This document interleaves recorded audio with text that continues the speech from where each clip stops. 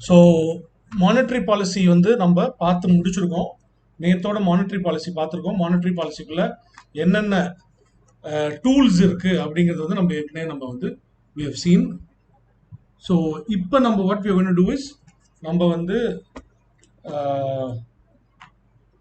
Qualitative policy monetary பாலிசியில் quantitative பார்த்துருக்கோம். குவான்டிடேட்டிவ்ல வந்து உங்களுக்கு எல்லாமே நம்பர்ஸை பொறுத்து இருக்கும்.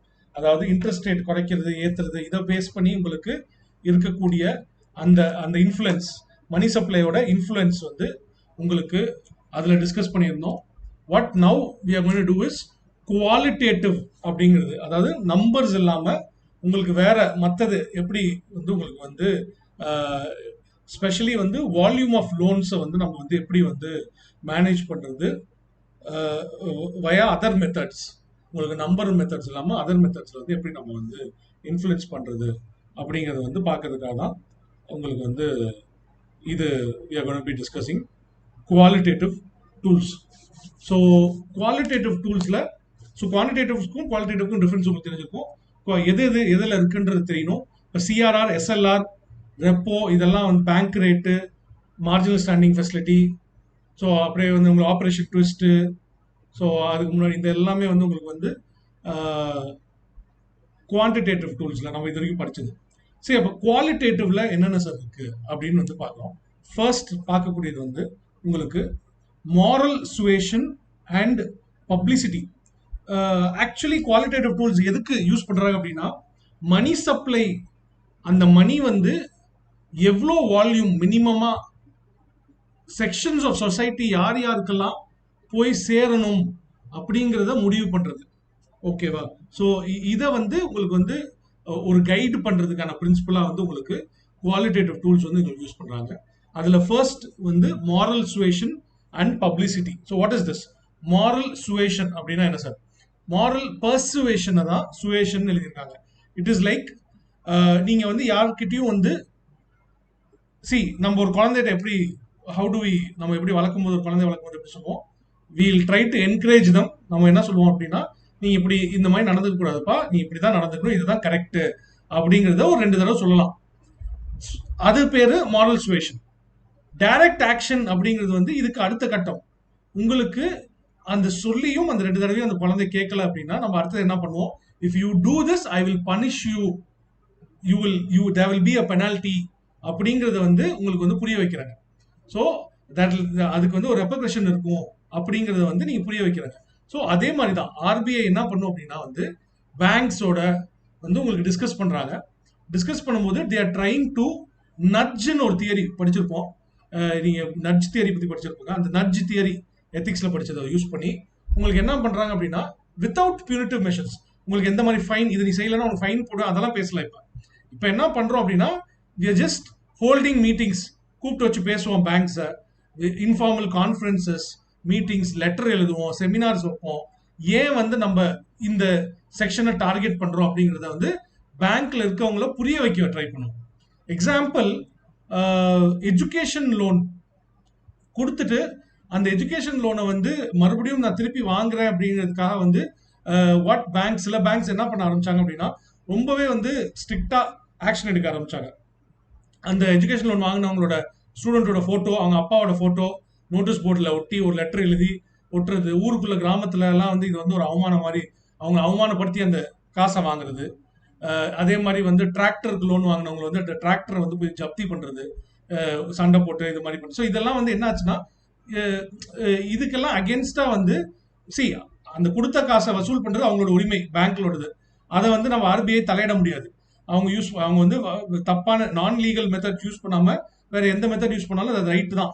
பட் ஆர்பிஐ என்ன பண்ணாங்கன்னா மாரல் சுவேஷன் பண்ணாங்க. What they said was, these people இப்ப எவ்வளவு பேர் வந்து லோனை வாங்கிட்டு கட்டாம போறான்.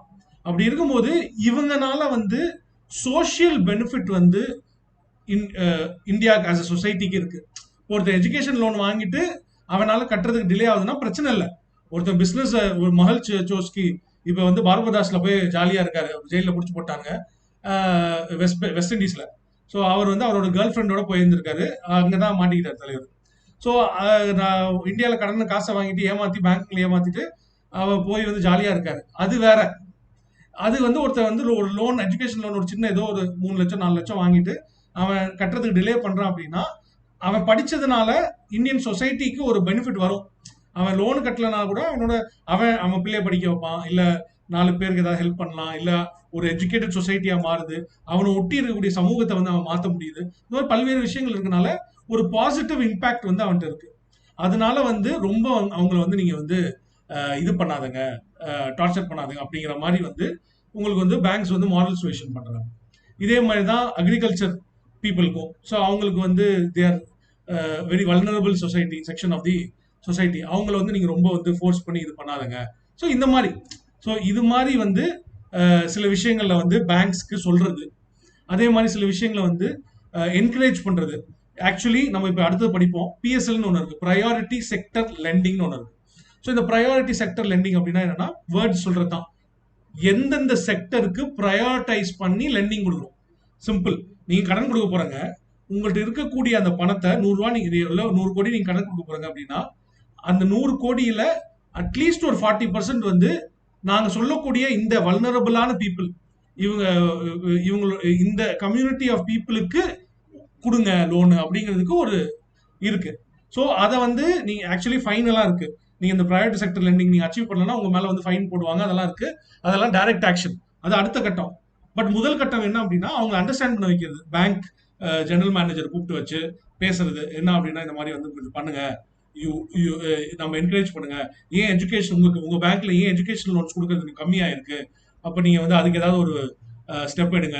ஸோ அது மாதிரி வந்து நம்ம அந்த பேங்கோட டைரக்டரையோ இல்லை உங்களுக்கு வந்து சேர்மனையோ கூப்பிட்டு வச்சு பேசும்போது அவங்க வந்து அவங்களோட கீழே இருக்கவங்கள்ட்ட பேசுவாங்க. அப்படியே வந்து அந்த செட்டப்ல போவோம் இன்ஃபர்மேஷன். ஸோ இது மாதிரி வந்து வித்தவுட் பியூனிட்டிவ் மெஷர் நீங்க வந்து you are trying to talk to the banks. இன்னொரு பிரச்சனை நம்ம ஏற்கனவே பார்த்தோம். ஏன் இந்த குவாலிட்டேட்டிவ் டூல்ஸ் தேவைப்படுதுன்றதுக்கு என்னன்னா, குவான்டிடேட்டிவ் டூல்ஸ் மட்டுமே பத்தாது. நம்ம என்னதான் வட்டியை குறைச்சு கொடுத்தா கூட பிராக்டிக்கலி என்ன பாக்குறாங்க அப்படின்னா வந்து அந்த அந்த அந்த நம்ம வட்டியை குறைக்கிறத வந்து பேங்க்ஸ் வந்து மக்களுக்கு கொண்டு போய் கொடுக்க மாட்டேங்கிறாங்க. இப்ப ஆர்பிஐ என்ன பண்ணுது அப்படின்னா, ரெப்போ ரேட் வந்து 5% இருக்கிறது 4% ஆகுது, 1% வட்டியை குறைக்குது. அப்ப வாட் தேர் எக்ஸ்பெக்டிங் இஸ் எஸ்பிஐயும் இந்தியன் பேங்க்கும் பஞ்சாப் நேஷனல் பேங்க்கும் என்ன பண்ணணும் அப்படின்னா, அவங்க வந்து 7% 8% லோன் கொடுத்துட்டு இருக்காங்கன்னா அதை வந்து ஒரு 6% மாத்தணும், அவங்களும் ஒரு 1% குறைச்சிக்கணும், பீப்புளுக்கு இதை வந்து கேரி ஃபார்வர்ட் பண்ணணும் அப்படின்றது வந்து எக்ஸ்பெக்டேஷன். பட் அது நடக்கிறது இல்லை எல்லா இடத்துலையும். ஸோ கூப்பிட்டு வச்சு பேச வேண்டிய அவசியம் இருக்கு. என்ன அப்படின்னா, ப்ளீஸ் டூ திஸ், நாங்கள் உங்களுக்கு கொடுத்துருக்கோம் அப்படின்னா அதை நீங்க வந்து கொடுங்க, நீங்க வந்து கஸ்டமருக்கு கொடுங்க அப்படிங்கறத வந்து உங்களுக்கு சொல்றது. ஸோ இதுக்கெல்லாம் வந்து யூஸ் பண்றாங்க இந்த methods. So this is what is happens. இதுதான் வந்து உங்களுக்கு வந்து மாரல் சுவேஷன் அப்படிங்கிறது சொல்லுவாங்க. ரெண்டாவது பப்ளிசிட்டி. பப்ளிசிட்டி அப்படிங்கிறதுனா மெமோரியல் லெக்சர்ஸ் எல்லாம் நிறைய நடக்கும். இந்த பெரிய பெரிய பேங்குங்கெல்லாம் கூப்பிட்டு வச்சு உட்கார வச்சு பேசுவாங்க. இந்த மாதிரி எல்லாம் வந்து பஜ்ஜி போண்டா வடை டீ காஃபி எல்லாம் கொடுத்து உட்கார வச்சு ஆர்பிஐலேருந்து யாராவது வந்து பேசுவார். என்ன பேசுவார் அப்படின்னா, இந்த மாதிரி வந்து நீங்க வந்து பேங்க்ஸ்க்கு பேசுவாங்க, பேசிட்டு இந்த மாதிரி வந்து நீங்க வந்து கஸ்டமர்ஸ்க்கு வந்து ஹெல்ப் பண்ணணும் அப்படிங்கிறதெல்லாம் சொல்லுவாங்க. ஏதாவது வந்து அவார்ட்ஸ் கொடுப்பாங்க. உங்களுக்கு வந்து எப்படி இந்தியன் எக்கானமியை பத்தி வந்து உட்காந்து 4 கிழவனுக்கு வந்து உட்காந்து பேசிட்டு போவாங்க, அதை கேட்க சொல்லுவாங்க. ஸோ இதெல்லாம் all this kinds of meeting. So இந்த மாதிரி விஷயங்கள் எல்லாம் வந்து they do all this. This is again done to put pressure on the people, to put pressure on the banks. And இதெல்லாம் நடக்குது அப்படின்னு சொல்லி வந்து பீப்புளுக்கும் தெரியும் போது ஒரு பப்ளிக் ஒப்பீனியன் உருவாகும். என்ன அப்படின்னா வந்து, நாங்க வந்து உங்க சைட் சப்போர்ட் பண்றோம், ஆர்பிஐ வந்து உங்களுக்காக வந்து ஹெல்ப் பண்ணுது அப்படிங்கிறது வந்து பீப்புளுக்கும் தெரியும். அண்ட் என்னென்ன ஸ்கீம்ஸ் எல்லாம் இருக்குன்றது பீப்புளுக்கு முதல்ல தெரியணும். ப்ரையாரிட்டி செக்டர் லெண்டிங்ல எஸ்சி எஸ்டி ஆண்டர்பிரினர்ஸ்க்கு இருக்கு. பெண்கள் ஒருத்தவங்க பிசினஸ் ஆரம்பிக்கிறாங்கன்னா அவங்களுக்கு லோன் கிடைக்கிறதுக்கான வாய்ப்புகள் ரொம்ப அதிகம். நீங்க வந்து சும்மா யோசிச்சுக்கிட்டே இருந்துடக்கூடாது, எனக்குலாம் லோன் கிடைக்குமா அப்படின்னு சொல்லிட்டு நீ உட்காந்துடக்கூடாது.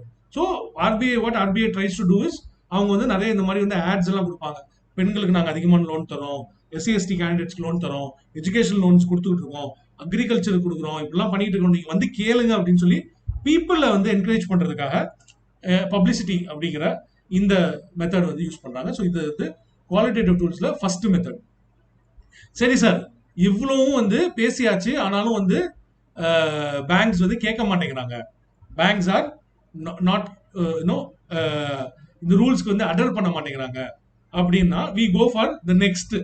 நம்ம வந்து அடுத்த கட்டத்துக்கு போகலாம். என்ன அப்படின்னா RBI act, banking regulation and act, payment settlements act, இந்த மாதிரி பல ஆக்ட், ஃபெமா ஆக்ட், இதுல எல்லாம் வந்து உங்களுக்கு ஆர்பிஐ ஹேஸ் உங்களுக்கு வந்து சில பவர்ஸ் இருக்கு. இப்போ எக்ஸாம்பிள், ஒரு எக்ஸாம்பிள் சொல்றேன். ஒரு பேங்க் வந்து ஆல்மோஸ்ட் திவாலா ஆக போச்சு. எஸ் பேங்கோட ஓனர் வந்து அவர் தான் பேங்க் ஆரம்பிச்சாரு, கரெக்ட். அவர் தான் வந்து ஒண்ணுமே இல்லாத கட்டத்துல இருந்து ஒரு பெரிய பேங்க் இருக்கிற வரைக்கும் he was the chairman, CEO, எல்லாமே ரைட்டு. பட் அவர் வந்து என்ன பண்ணிட்டார் அப்படின்னா, அதுல இருக்கக்கூடிய அந்த பேங்க் வந்து லோன்ஸ் கொடுக்கறது, இதுல எல்லாம் வந்து ஒழுங்கா வந்து ப்ராப்பர் இதை ஆர்பிஐயோட நோட்டிபிகேஷன்ஸ் வந்து அவர் ஃபாலோ பண்ணல. அவர் எப்படி ஃபாலோ பண்ணல அப்படின்னா, அவருக்கு தெரிஞ்சவங்களுக்காக நிறைய லோன் கொடுத்துருக்காரு. அதாவது பர்சனல் ரிலேஷன்ஷிப்ஸ், அவரோட பர்சனல் ரிலேஷன்ஷிப்ஸ், அதே மாதிரி அவரோட சொந்தக்காரவங்க, அவரோட வைஃப் ஆரம்பிக்கிற கம்பெனி, புள்ள ஆரம்பிக்கிற கம்பெனி, இதுக்கெல்லாம் அவர் சேர்மனா வேணா இருக்கலாம். ஆனா பணம் யாரோட பணம்? மக்களின் பணம். சரியா? மக்கள் வந்து நம்பி ஆர்பிஐ வந்து பர்மிஷன் கொடுத்துருக்கனால, லைசன்ஸ் கொடுத்துருக்கனால நடக்கக்கூடிய ஒரு பேங்க் அப்படின்னு நம்பி தான் எஸ் பேங்க்ல எல்லாம் டெபாசிட் பண்றாங்க. அந்த பணத்தை வந்து இவர் வந்து இல்லீகலா ப்ராப்பரா செக்கிங் எல்லாம், பேக்ரவுண்ட் செக் எல்லாம் பண்ணாம இவரோட சொந்தக்காரங்களோட கம்பெனிக்கா லோன் நிறைய கொடுத்தாரு, வட்டி கம்மியான்னு வச்சுக்கோங்களேன். அப்படின்னா இந்த மாதிரி ஆக்டிவிட்டி எல்லாம் ஆக்சுவலி இல்லீகல் ஆக்டிவிட்டி. இதெல்லாம் வந்து தவறான ஆக்டிவிட்டி. ஸோ இது மாதிரிலாம் செஞ்சு அதுல வந்து ஒரு பெரிய ப்ராப்ளம் ஆகி கடைசியில் இப்போ என்ன ஆயிடுச்சு அப்படின்னா, அவரை வந்து அதை இதை விட்டு நீக்கிட்டாங்க. ஸோ அவர் தான் ஷேர் ஹோல்டர். சொல்லப்போனா 40-50% அந்த கம்பெனியோட ஓனர்ஷிப் அவர் தான். ஆனா அவரை வந்து ஜீரோ ஆக்கிட்டாங்க. அவரோட அந்த ஓனர்ஷிப்பை ஜீரோ ஆக்கிட்டு அந்த ஓனர்ஷிப் அப்படியே வந்து ஸ்டேட் பேங்க்குக்கு, அப்புறம் சில இன்னும் 2-3 பேங்க்குக்கு பிரிச்சு கொடுத்துட்டு அவங்க எஸ் பேங்க் நடத்திட்டு ஒரு ஸ்டேஜ் கொண்டு வந்துட்டு அவங்க வந்து ஷேர் மார்க்கெட்ல அதை வித்துருவாங்க வேற யாருக்காது. ஸோ இந்த மாதிரி ஒரு ஸ்டெப் வந்து எடுத்தாங்க. இதெல்லாம் எப்படி எடுக்கிறதுக்கான இது பெர்மிஷன் எங்க இருக்கு அப்படின்னா, இந்த டைரக்ட் ஆக்ஷன்ல தான் இருக்கு. ஸோ இட் இஸ் லைக் இது. அதே மாதிரி ஒரு சிஇஓ இல்ல டாப் எக்ஸிக்யூட்டிவ்ஸ் இருக்காங்கன்னா அவங்களுக்கு சேலரி எவ்வளவு கொடுக்கறதுக்கான வாய்ப்பு இருக்கு. ஹவு மச், ஏன்னா இஷ்டத்துக்கு சேலரி கொடுத்துட முடியாதுல்ல, மக்களோட பணம் தானே இது. So it's like how much வந்து மேக்ஸிமம் வந்து அவங்களுக்கு வந்து ரெனுமரேஷன் எவ்வளவு கொடுக்கலாம், சேலரி எவ்வளவு கொடுக்கலாம், போனஸ் எவ்வளவு கொடுக்கலான்றதுலாம். நீங்க வந்து இது பாத்துக்கலாம்னு தெரியல, எவ்வளவு பேர் வந்து நீங்க நியூஸ் பார்த்துட்டு இருக்கீங்கன்னு தெரியல. இப்ப லேட்டஸ்டா ஒரு 10-15 நாளைக்கு முன்னாடி ஒரு கம்பெனில they announced salary for their owner. அந்த கம்பெனிஸோட ஓனர்ஸ்க்கு வந்து சேலரி அனௌன்ஸ் பண்ணாங்க. இவங்க நம்ம ஜீரோடா அப்படின்னு சொல்லி ஒரு கம்பெனி இருக்கு. ஜீரோடா அப்படின்னு ஒரு, அவங்க வந்து ஸ்டாக் மார்க்கெட் புரோக்கர்ஸ். சரியா? அந்த கம்பெனி வந்து பப்ளிக் லிமிடெட் கம்பெனி கிடையாது. பிரைவேட்டா 3 பேருக்கு மட்டும் சொந்தமா இருக்கக்கூடிய கம்பெனி. வெறும் 3 கோடி ரூபா வச்சு ஆரம்பிச்ச ஒரு கம்பெனி. அதுவும் ஹஸ்பண்ட் ஒய்ஃப் இன்னொருத்தர் 3 பேர் சேர்ந்து ஆரம்பிச்ச கம்பெனி. இப்ப அவங்க என்ன அனௌன்ஸ் பண்ணியிருக்காங்க அப்படின்னா, சேலரி மட்டுமே வருஷத்துக்கு அந்த 3 பேருக்கும் வந்து approximately I'm not very sure 135 crores என்னமோ, கிட்டத்தட்ட வந்து 10 கோடி ரூபா ஒரு மாசத்துக்குன்ற மாதிரி கனெக்ட் பண்ணி they announced salaries for themselves. அவங்களுக்கு அனௌன்ஸ் பண்ணிருக்காங்க. 3 பேரும் வந்து எடுத்துவாங்க 130 கோடி 130 கோடி என்னமோ 3 பேரும் வந்து எவ்ரி இயர் அவங்க வந்து பேயபிளா எடுத்துக்குவாங்க. இது அலௌடு. ஏன்னா அவங்களோட கம்பெனி, அவங்க பப்ளிக் செக்டர் கம்பெனி கிடையாது. அவங்க ஒரு தனி கம்பெனி, ஒரு பிரைவேட் இண்டிவிஜுவல் பூட் ஸ்ட்ராப்பா ஆரம்பிச்ச கம்பெனி. அதுல அவங்க டிசிஷன் எடுத்து அவங்களுக்கு எவ்வளவு வேணாலும் சேலரி கொடுத்துக்கலாம், தப்பு இல்லை. எவ்வளவு வேணாலும் போனஸ் கொடுத்துக்கலாம். அதோட ஷேர் ஹோல்டர்ஸ் மட்டும் தான் கேட்கறதுக்கான உரிமை இருக்கு. பேங்க்குக்கு அப்படி கிடையாது. பேங்க் வந்து பப்ளிக்கோட என்டர்பிரைஸா இருக்கனால வந்து உங்களுக்கு பேங்க்ஸ்ல வந்து அந்த மாதிரி எல்லாம் பண்ண முடியாது. சரிங்களா? ரைட். அடுத்தது மார்ஜின் ரிக்வயர்மெண்ட்ஸ் இல்ல லோன் டு வேல்யூ. சிம்பிளா கோல்ட வச்சு இதை எக்ஸ்பிளைன் பண்ணிட்டாங்க. முத்தூட் ஃபைனான்ஸ் போறோம் இல்ல இந்தியன் பேங்க் போறோம், நம்ம வந்து கோல்டு லோன் வைக்கிறோம். இப்ப நீங்க 1 கிராம் நீங்க கடையில வாங்குறதுக்கு 1 கிராம் தங்கத்தோட விலை வந்து அப்ராக்சிமேட்டா ஐ டோன்ட் நோ, நான் டேப் வைக்கிறது இல்லை அதனால எனக்கு தெரியல. யாருக்கா தெரியுமா தங்கம் விலை இப்ப எவ்வளவு இருக்குன்னு? 1 கிராம் இஸ் வாட் 3000 சம்திங் 4000 வந்துச்சா, I'm not sure. Okay, so அப்ராக்சிமேட்டா எடுத்துக்குவோம் 5000 வச்சுக்குவோம் கிராமோட விலை. 5000 ரூபா கிராமோட விலை அப்படின்னா 1 கிராம் நகையை நீங்க கொண்டு போய் வச்சு லோன் வாங்குறதுன்னு வச்சுக்கோங்களேன். உங்களுக்கு 5,000 டெஃபினட்டா கொடுக்க மாட்டான். ஏன்னா நீங்க வட்டி எல்லாம் கட்டாம இருந்தாங்கன்னா அவனுக்கு ஒரு சேஃப்டி வேணும்ல. ஸோ அவன் என்ன சொல்லுவான்னா ஒரு 4,000 தரேன் ஒரு கிராமுக்கு அப்படின்னு. இதை எப்படி டிசைட் பண்றாங்க? வேல்யூ ஆஃப் தி கோல்டு, அந்த வேல்யூ ஆஃப் தி கோல்டுல மேக்சிமம் எவ்வளவு வந்து நீங்க கொடுக்க முடியும் அப்படிங்கறத வந்து டிசைட் பண்றது வந்து ஆர்பிஐ சொல்றது தான். ஸோ ஆர்பிஐ தான் வந்து உங்களுக்கு இந்த லோன் டு வேல்யூவை முடிவு பண்ணும். நீங்க வீடு கட்ட போறங்க, அந்த வீடுக்கு வந்து நீங்க வந்து ஒரு பிளான் போடுறாங்க அப்படின்னு இருக்கும்போது அதுக்கு ஒரு நீங்க வந்து ஒரு லோன் வந்து ஒரு ஒரு ப்ராப்பர்ட்டி டாக்குமெண்ட் வந்து சேஃப்டி கொடுப்பாங்க. அப்ப அதை பேஸ் பண்ணி தான் உங்களுக்கு லோன் கொடுப்பாங்க. அந்த டாக்குமெண்ட்டை பார்ப்பாங்க, இந்த வீட்டுக்கு மதிப்பு 1,00,00,000 அப்படின்னா நான் ஒரு 70 லட்சம் தரேன் சார், இல்ல 60 லட்சம் தரேன் சார் அப்படின்னு சொல்லுவாங்க. ஸோ இதை டிசைட் பண்றது செக்யூரிட்டியா இருக்கக்கூடியதுல இருந்து எவ்வளவு பர்சன்டேஜ்ல உங்களுக்கு வந்து அந்த லோன் கொடுக்கலாம் அப்படிங்கறத வந்து டிசைட் பண்றது. அது வந்து லோன் டு வேல்யூ. இதுவும் வந்து ஆர்பிஐ தான் டிசைட் பண்ணுது. இப்ப ஆகஸ்ட் 2020க்கு அப்புறம் என்ன பண்ணிருக்காங்க அப்படின்னா, முன்னாடி வந்து இப்போ கோல்டு ஜுவல்லரி வச்சா அந்த ஜுவல்லரியோட அன்னைக்கு வேல்யூல இருந்து 75% தான் வந்து உங்களுக்கு வந்து லோனா கொடுத்துருந்தாங்க. இப்ப என்ன ஆச்சு அப்படின்னா 90% கொடுக்க சொல்லி கவர்மெண்ட் இது ஆர்பிஐ வந்து சொல்லிச்சு. ஏன் அப்படின்னா சிம்பிள், கோல்டு விலை ரொம்ப குறைஞ்சிச்சு. ஃபர்ஸ்ட் ஆகஸ்ட் 2020 டைம்லலாம் கோல்டு விலை ரொம்ப குறைஞ்சிச்சு. யாராவது இப்போ வந்து லோன் கொடுத்து வச்சிருக்காங்கன்னு வச்சுக்கோங்களேன், வாட் ஹேப்பன், வேல்யூ குறைய குறைய அவங்க வாங்கியிருக்க அமௌண்ட்டை விட அந்த 75% வேல்யூ வந்து ரொம்ப கம்மியாயிரும். அப்ப இந்த முத்தூட் ஃபினான்ஸ் மாதிரி ஆளுங்க வந்து என்ன சொல்லுவாங்க அப்படின்னா, சார் நீங்க வச்சிருக்க இது வந்து ரொம்ப கம்மியாயிடுச்சு, ப்ளீஸ் நீங்க வந்து ஒன்னு காசை கட்டி திருப்பிடுங்க, இல்லைன்னா வந்து நாங்க வந்து ஏதாவது ஏலம் விட்டுருவோம், அந்த மாதிரி எல்லாம் சொல்லுவாங்க. ஸோ இது வந்து கோவிட் டைம்ல வந்து வருமானத்துக்கே வழி இல்லாம நிறைய பேர் இருக்காங்க. அப்படி இருக்கும்போது இப்படி ஒரு ப்ரெஷர் வர வேணாம். ஸோ அதனால வந்து வாட் தே டிட் வாஸ், சரி 75% பண்ண வேணா, நீ 90%க்கு கால்குலேட் பண்ணிக்கோ, நீங்க வந்து மேக்ஸிமம் 90% வரைக்கும் நீங்க லோன் கொடுத்துக்கோங்க அப்படின்னு சொல்லி அந்த ஒரு ஆப்பர்ச்சுனிட்டியை வந்து உங்களுக்கு வந்து இவங்க கொடுத்தாங்க, நம்ம ஆர்பிஐ வந்து கொடுக்குறாங்க. ஸோ இது வந்து ஒரு முக்கியமான வந்து ஒரு பாயிண்டா உங்களுக்கு வந்து அந்த இடத்துல இருக்கு. So this is a important thing. சரிங்களா? இது எல்டிவி வேல்யூ வந்து இன்க்ரீஸ் பண்ணாங்க.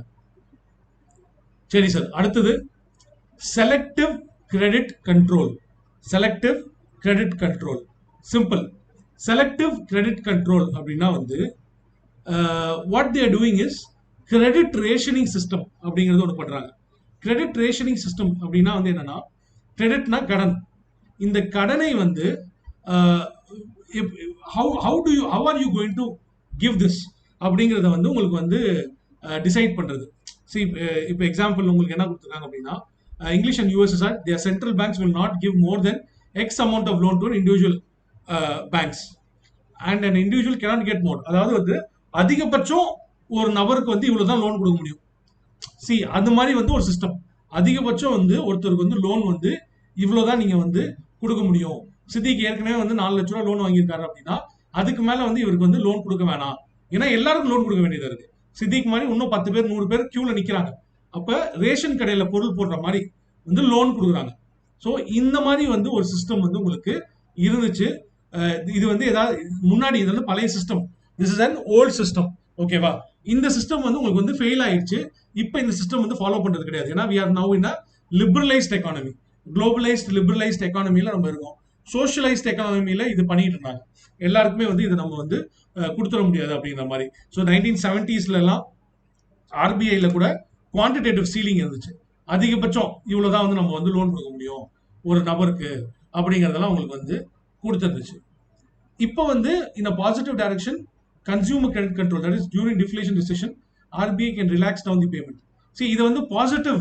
இதுல வந்து எப்படி கொடுக்கலாம் அப்படின்னா வந்து சில செக்டருக்கு மாத்திரம் லோன் கொடுக்கறதுக்கு என்கரேஜ் பண்ணுவாங்க. இப்போ எக்ஸாம்பிள், நான் போய் லோன் அப்ளை பண்றேன்னா எனக்கு பர்சனல் லோன் வந்து கொடுக்க மாட்டாங்க. பர்சனல் லோன் வந்து எனக்கு கொடுக்கறதுக்கு ரெடியா இருக்க மாட்டாங்க. ஆனா அதே பஜாஜ் ஃபின்சர்வ் என்ன பண்ணுவோம் அப்படின்னா, சார் நீங்க ஃப்ரிட்ஜ் வாங்கிக்கிறீங்கன்னா நான் லோன் கொடுப்பேன் சார், சார் நீங்க வந்து கார் வாங்கினா நான் லோன் கொடுக்குறேன் அப்படின்னு சொல்லுவான். இதுக்கான காரணம் என்னன்னா, ஆர்பிஐ அவனுக்கு டைரக்ஷன் கொடுத்துருப்பான். என்ன அப்படின்னா, பர்சனல் லோனுக்கு நீ லோன் வந்து கொடுக்காத, நீ வந்து என்கரேஜ் பண்ணாத, அதுக்கு பதிலாக கன்சியூமர் குட்ஸ்க்கு வந்து நீ என்கரேஜ் பண்ணு. ஏன் கன்சியூமர் குட்ஸ்க்கு நீ என்கரேஜ் பண்ணா உங்களுக்கு வந்து மேனுஃபேக்சரிங் செக்டருக்கு இது நல்லது. ஃப்ரிட்ஜ் நிறைய வித்துச்சுன்னா ஃப்ரிட்ஜ் தயாரிக்கிற கம்பெனிக்கு நல்லது, எக்கானமிக்கு நல்லது. அப்போ வந்து உங்களுக்கு என்ன ஆகுதுன்னா வேலை வாய்ப்பு உருவாக்குறாங்க. பர்சனல் லோனை வச்சு நான் என்ன பண்ண போறேன்றது யாருக்கும் தெரியாது. பட் இந்த இடத்துல வந்து நான் இப்போ வெஹிக்கிள்ஸ் வாங்குறதுக்கு என்கரேஜ் பண்றோம் அப்படின்னா கார் தயாரிக்கிற தொழிற்சாலைகளுக்கு நல்லது. அப்ப என்ன ஆகுது அப்படின்னா வந்து அந்த ஆட்டோமொபைல் செக்டருக்கு ஒரு பூஸ்ட், ஆட்டோமொபைல் செக்டருக்கு ஒரு பூஸ்ட் வரப்ப அங்க வேலை வாய்ப்புகள் அதிகமாகிறதுக்கு வாய்ப்பு இருக்கு. ஸோ மேனுஃபேக்சரிங் செக்டருக்கு ஹெல்ப் பண்ணும் இந்த ரெசஷன்ல இருந்து. அதே மாதிரி வந்து டீஃப்ளேஷன் சமயத்துல வந்து உங்களுக்கு வந்து ஒரு ஹெல்ப்பா வந்து உங்களுக்கு வந்து இந்த இது வந்து இன்க்ரீஸ் ஆகும். ஸோ மணி சப்ளை இன்க்ரீஸ் பண்றாங்க. ஆனால் எப்படி இன்க்ரீஸ் பண்றாங்க? குறிப்பிட்ட ஒரு செக்டருக்கு மாத்திரம் நீங்க இன்க்ரீஸ் பண்றாங்க. ஸோ இது வந்து ரேஷனிங், இதுக்கு பேர் தான் ரேஷனிங். எல்லா இடத்துலையும் நீங்க வந்து இன்ஃபிளேஷன் கொண்டு போகலாம். சரி, இப்போ மணி சப்ளை இன்க்ரீஸ் ஆச்சுன்னா இன்ஃபிளேஷன் அப்படின்றத சொல்லிட்டு போயிடும். பட் இந்த மணி சப்ளை யூஸ் பண்ணி நான் வந்து எல்லாரும் வந்து ஃபுட்டு வாங்க போக மாட்டாங்க. அப்படி ஃபுட்டு வாங்க போனால் தான் ஃபுட்டோட ப்ரைஸஸ் இன்க்ரீஸ் ஆகும், இன்ஃபிளேஷன், ஃபுட் இன்ஃபிளேஷன் இன்க்ரீஸ் ஆகும். அதுக்கு பதிலாக இந்த பணத்தை வந்து எந்த செக்டர் வீக்கா இருக்கோ அந்த செக்டருக்கு மாத்திரம் நான் வந்து பம்ப் பண்ண போறேன். அப்போ செக்டர் வைஸா நீங்க பம்ப் பண்ணலாம் கேஷ். இதுக்கு வந்து குவான்டிடேட்டிவ் அனாலிசிஸ் வந்து குவான்டிடேட்டிவ் டூல்ஸ் வந்து உங்களுக்கு யூஸ் பண்றாங்க. சரிங்களா? ரைட், இது வரைக்கும் புரிஞ்சா? புரியுதுங்களா? Okay okay fine. Right right. அடுத்தது ப்ரையாரிட்டி செக்டர் லெண்டிங் அப்படின்னு ஒன்று இருக்கு. It's very simple. Priority sector lending ஏற்கனவே சொன்ன மாதிரி தான், அந்தந்த செக்டர்ஸ்க்கு யூ கிவ் ப்ரையாரிட்டி அப்படிங்கிற சொல்லுவாங்க. இந்தியாவை பொறுத்த வரைக்கும் கமர்ஷியல் பேங்க்ஸ், ஒவ்வொரு பேங்க்குக்கும் ஒரு டிஃப்ரெண்டான இதுக்கு ஒரு டேபிள் இருக்கு நினைக்கிறேன், கடைசியில் அதை பார்த்துக்கலாம். பட் கமர்ஷியல் பேங்க்ஸ், ஆல் பேங்க்ஸ்க்கு, கமர்ஷியல் பேங்க்ஸ்க்கு 40% ஆஃப் தியர் லோன், அவங்களோட லோன் இருக்குல்ல, அவங்கள்ட்ட வந்து 100 கோடி ரூபா இருக்கு. இப்போ திருச்சி தென்னூர் இந்தியன் பேங்க்ல 100 கோடி ரூபா வந்து அவங்கள்ட்ட வந்து லோன் கொடுக்குற கெப்பாசிட்டி இருக்கு அப்படின்னா, இந்த லோன் கொடுக்குற கெப்பாசிட்டியில 40 கோடி ரூபா வந்து அவங்க வந்து சில செக்டருக்கு அவங்க கொடுத்துருக்கணும். மீதி 60 கோடி ரூபா தான் வந்து அவங்க இஷ்டத்துக்கு யாருக்கு அதிகமான லாபம் அவங்களுக்கு கிடைக்குதோ அவங்களுக்கு கொடுக்கலாம். சரி, ஏன்னா பிசினஸ் இது. நார்மலி பேங்க்ஸ் எப்படி யோசிப்பாங்க, ஒரு பெரிய ஒரு பிசினஸ் ஹவுஸ் கொடுத்தா பெட்ரு. இப்போ ஒரு சாரதாஸ் மாதிரி ஒரு கடைக்கு கொடுத்துடலாம், மங்கள் மாதிரி ஒரு கடை கொடுத்துடலாம். ஏன்னா அவன்கிட்ட வசூல் செய்யறது ஈஸி, அவனுக்கு நல்லா பிசினஸ் போயிட்டு இருக்குன்னு உங்களுக்கு தெரியும். ஸோ அவனுக்கு கொடுக்கறதுக்கு நீங்க விருப்பப்படுவாங்களா? இல்ல ஒரு ஒரு 10 பேருக்கு அவனுக்கு மொத்தமா ஒரு 30 கோடி ரூபா கொடுக்கறதுக்கு பதிலா ஒரு 10 பேருக்கு வந்து நீங்க 3 கோடி ரூபா தரலாம், இல்ல 100 பேருக்கு 30 லட்சமா தரலாம், இல்ல 1000 பேருக்கு 3 லட்சமா கொடுக்கலாம். So as an society RBI என்ன பண்ணுது அப்படின்னா, இப்படி கொடுக்கறது பெட்டர், நிறைய பேருக்கு அதுவும் வந்து ப்ரையாரிட்டி செக்டர்ல இருக்கவங்களுக்கு கொடுக்கறது பெட்டர் அப்படின்னு சொல்லி வந்து உங்களுக்கு வந்து இது பண்றாங்க. ஸோ இப்போ இந்த ப்ரையாரிட்டி செக்டர் லெண்டிங்ல சில ரிஃபார்ம்ஸ் கொண்டு வந்தாங்க. முன்னாடி வந்து உங்களுக்கு வந்து அக்ரிகல்ச்சர், ஸ்மால் இண்டஸ்ட்ரி, எக்ஸ்போர்ட்டர்ஸ்க்கு மட்டும்தான் வந்து கொடுக்கப்பட்டுச்சு. But UK Sinha committee, UK Sinha அப்படின்னு ஒரு கமிட்டி, அந்த கமிட்டி வந்து உங்களுக்கு ரெக்கமெண்டேஷன் கொடுத்துச்சு இந்த ப்ரையாரிட்டி செக்டர் லெண்டிங் வந்து எப்படி நம்ம சேஞ்ச் பண்ணலாம்னு சொல்லி. ஸோ அந்த கமிட்டி யூஸ் பண்ணி நம்ம வந்து இப்போ வந்து சில சேஞ்சஸ் கொண்டு வந்திருக்கோம். என்ன சேஞ்சஸ் கொண்டு வந்திருக்கோம்னா இதுதான். ஸோ ப்ரையாரிட்டி செக்டர் லெண்டிங் வந்து உங்களுக்கு அதுவும் 2020 செப்டம்பருக்கு அப்புறம் வந்து சேஞ்சஸ் பண்ணியிருக்கோம். அதனால தான் போன பழைய நோட்ஸுக்கும் இந்த நோட்ஸுக்கும் இந்த வித்தியாசம் இருக்கும். வீக்கர் செக்ஷன் அப்படின்னு ஒரு செக்ஷன் ஆஃப் கம்யூனிட்டி பீப்புளை வந்து நம்ம வந்து ஐடென்டிஃபை பண்றோம். யார் யாரெல்லாம் இருக்காங்க? SC, ST, women, physically handicapped, minorities, manual scavengers, artisans, இவங்களெல்லாம் வந்து நம்ம வந்து வீக்கர் செக்ஷன் அப்படின்னு ஐடென்டிஃபை பண்றோம். கொஸ்டின்ல யார் யாரெல்லாம் வீக்கர் செக்ஷன் கேட்டாங்கன்னா இவங்க சொல்ல தெரியணும். SC, ST, women, physically handicapped, minorities, manual scavengers, artisan. So இந்த மாதிரி இருக்கக்கூடிய வீக்கர் செக்ஷனுக்கு வந்து உங்களுக்கு முன்னாடி 10% கொடுக்கணும்னு சொல்லியிருந்தாங்க. இப்போ 12% வந்து நீங்க வந்து உங்களோட டோட்டல் லோன் கெப்பாசிட்டியில நீங்க 12% லோன் கெப்பாசிட்டி வந்து இவங்களுக்கு கொடுத்துருக்கணும் அப்படிங்கிறது உங்களுக்கு கண்டிஷன். சரிங்களா? So that is why like உங்களுக்கு வந்து ஜன்தன் யோஜனால வந்து 10,000 வரைக்கும் ஓவர் டிராஃப்ட் ஃபெசிலிட்டி கொடுக்குறாங்கல்ல. ஸோ அதெல்லாம் மோஸ்ட்லி யாருக்கிட்ட போகுது? இருக்கிறதுலே weaker section of the society, weaker manual ஸ்கேவெஞ்சர்ஸாக இருக்கட்டும், உமன்னா இருக்கட்டும், எஸ்சி எஸ்டி பீப்புளாக இருக்கட்டும், ஸ்லம் லிவிங் பீப்புள், இவங்களுக்கு தான் வந்து உங்களுக்கு வந்து மோஸ்ட்லி ஜன்தன் அக்கௌண்ட்ல இந்த ஓவர் டிராஃப்ட் ஃபெசிலிட்டி எல்லாம் கொடுக்குறாங்க உங்களுக்கு. ஸோ அதே மாதிரி they are the beneficiaries of government's rural and urban livelihood schemes. Example, best example என்ன சொல்லலாம்? பிஎம் அம்ருத், இந்த இது வீடு கட்டுற திட்டம், வீடு கட்டும் திட்டம், சின்ன வீடுங்கெல்லாம் கட்டி தராங்க பார்த்தீங்களா? ஸோ இதெல்லாம் வந்து உங்களுக்கு வந்து அந்த லோன் கொடுக்குறது. ஸோ அவங்களுக்கு வந்து அந்த லோன் கொடுக்குறதெல்லாம் இதில் கொண்டு வந்துருவாங்க. ஓகேவா? இப்போ ஒரு சின்ன வீடு கட்டலாம். ஸோ இந்த மாதிரி ஸ்கீம்ஸ் எல்லாம் வந்து இதில் நீங்கள் வந்து கொண்டு வர முடியும். தென் அக்ரிகல்ச்சர், ஆல் அக்ரிகல்ச்சர், டோட்டல் உங்களுக்கு வந்து ஸ்மால் பிக் எல்லா அக்ரிகல்ச்சரும் சேர்ந்து முன்னாடி 10% கொடுத்துருந்தாங்க, இப்ப 8% ஆக்கியிருக்காங்க, குறைச்சிருக்காங்க. அடுத்தது marginal farmer and small farmer, இவங்களுக்கு மட்டும் தனியா 10% கொடுக்க சொல்றாங்க இப்ப. ஓகேவா? ஸோ இந்த நம்பர்ஸ் சேஞ்ச் ஆயிருக்கனால வந்து நோட் பண்ணிக்கோங்க. ஸோ முன்னாடி 8% கொடுத்துருந்தாங்க, அப்படியே ரிவர்ஸ். இப்போ வந்து இவங்களுக்கு மட்டும் 10% ஆஃப் தி லோன் அமௌண்ட் வந்து கொடுக்க சொல்றாங்க. அடுத்தது இதுல முக்கியமா நீங்க நோட் பண்ண வேண்டியது, what is the definition of marginal farmer? Marginal ஃபார்மரோட டெஃபினிஷன் என்ன? Owns up to 1 hectare of land. 1 hectare of land வரைக்கும் இருந்தா நீங்க மார்ஜினல் ஃபார்மர். ஸ்மால் ஃபார்மர்னா 1 ஹெக்டர் மேல உங்களுக்கு இருக்கு, ஆனா 2 ஹெக்டருக்குள்ளதான் உங்களுக்கு இருக்கு, அப்படின்னா நீங்க ஸ்மால் ஃபார்மர். இதுதான் வந்து டெஃபினிஷன், மார்ஜினல் ஃபார்மருக்கும் ஸ்மால் ஃபார்மருக்குமான டெஃபினிஷன். ஸோ இது முக்கியம். அடுத்தது micro enterprises, Khadi and village industries, இவங்களுக்கு 7.5% வந்து நீங்க லோன் கொடுக்கணும். மொத்தம் 40 வரும். இதுல 12, 8, 20, 30, தென் 37.5 வருது. அடுத்தது பேலன்ஸ் வந்து 2.5%. இந்த 2.5% வந்து வேற யாருக்கு கொடுக்குறாங்க அப்படின்னா, SME, small and medium scale industries, affordable housing loans, Pradhan Mantri Awas Yojana, food processing company, vermi compost, bio fertiliser, seed production, இந்த மாதிரி இதெல்லாம் வந்து ப்ரையாரிட்டி செக்டர்ஸ். அக்ரிகல்ச்சருக்கும் சம்பந்தமா இருக்கக்கூடிய ப்ரையாரிட்டி செக்டர். அதே மாதிரி நம்மளோட சஸ்டைனபிள் இண்டஸ்ட்ரியில வரக்கூடிய செக்டர்ஸ். ஸோ இதனால வந்து இந்த இண்டஸ்ட்ரீஸ்க்கு வந்து நீங்க வந்து லோன் கொடுக்கறதுக்கு 2.5% வந்து உங்களுக்கு வந்து ஒதுக்கியிருக்காங்க. ஸோ மொத்தம் வந்து உங்களுக்கு டோட்டல் இஸ் 40%. Total is 40%. இதுல இன்னும் சில பேர்லாம் இருக்காங்க. Exporters, student education loan up to 10 lakh, social infrastructure உங்களுக்கு வந்து ரெடி பண்றதுக்கு, ரினியூவபிள் எனர்ஜி ப்ராஜெக்ட்ஸ், இது எல்லாம் சேர்த்து 2.5% தான் வருது. ஸோ நிறைய விஷயங்கள் சேர்ந்து 2.5% தான். ஸோ எல்லாம் சேர்த்தாங்கன்னா 40% வரும் உங்களுக்கு. ஸோ கமர்ஷியல் பேங்க்ஸ்க்கு 40%, வீக்கர் செக்ஷனுக்கு 12%, அக்ரிகல்ச்சருக்கு 8%, மார்ஜினல் அண்ட் ஸ்மாலுக்கு 10%, மைக்ரோ என்டர்பிரைசஸ்க்கு 7.5, மற்றவங்க எல்லாத்துக்கும் வந்து 2.5. ஸோ திஸ் இஸ் ஹவு உங்களுக்கு கொடுக்குறாங்க. ஃபாரின் பேங்க்ஸும் வந்து இதுல இருக்காங்களா சார் அப்படின்னு கேட்டீங்கன்னா, இருக்காங்க sir. Foreign banks who have 20 or more branches, 20 பிரான்ச்சுக்கு மேல ஒரு ஃபாரின் பேங்க் வந்து இந்தியாவில் அவங்களுக்கு பிரான்ச் இருந்துச்சுன்னா அவங்களும் இது கடைபிடிக்கணும். ஸோ 20 பிரான்ச்சஸ்க்கு மேல அவங்களுக்கு இருக்கிறதா இருந்தா they have to follow this. So உங்களுக்கு இந்த மாதிரி ட்விஸ்ட்ல வந்து கொஸ்டின் வரணும்னா இந்த மாதிரி வரலாம். ஃபாரின் பேங்க்ஸ் வந்து பிரைவேட் செக்டர் லெண்டிங் வந்து கடைபிடிக்க வேண்டிய அவசியம் இல்லை அப்படின்னா ஸ்டேட்மெண்ட் இஸ் லைக் நோ, அப்படி கிடையாது. ஃபாரின் பேங்க்ஸ் வந்து கடைபிடிக்க கூடாதுன்னுலாம் இல்லை. 20 பிரான்ச்சுக்கு மேல இருந்துச்சு அப்படின்னா அவங்க கடைபிடிக்கணும். ஸோ திஸ் இஸ் வாட் உங்களுக்கு ப்ரையாரிட்டி செக்டர் லெண்டிங்ல இருக்கு. So what is the benefit? So நான் ஏற்கனவே சொன்ன மாதிரி தான், you are trying to ration the loan availability for weaker section. உங்களுக்கு ஸ்மால் ஃபார்மர்ஸ், இந்த மாதிரி இருக்கக்கூடிய ரொம்ப விளிம்பு நிலையில இருக்கக்கூடிய இந்த வீக்கர் இருக்கக்கூடிய செக்டர் ஆஃப் சொசைட்டிக்கு வந்து உங்களோட மணி வந்து போய் சேரணும்ன்றத நீங்க வந்து பேங்க்ஸ்க்கு வந்து நீங்க தெரியப்படுத்துறங்க. And this is actually direct ஆக்ஷனுக்குள்ள வரும். நீங்க பிரைவேட் செக்டர் லெண்டிங்கை வந்து நீங்க வந்து ஃபுல்ஃபில் பண்ணல அப்படின்னா உங்களுக்கு வந்து ஃபைன் போடுவாங்க. சரிங்களா? So fine is also put, உங்களுக்கு வந்து ஃபைன் வந்து போடப்படுது.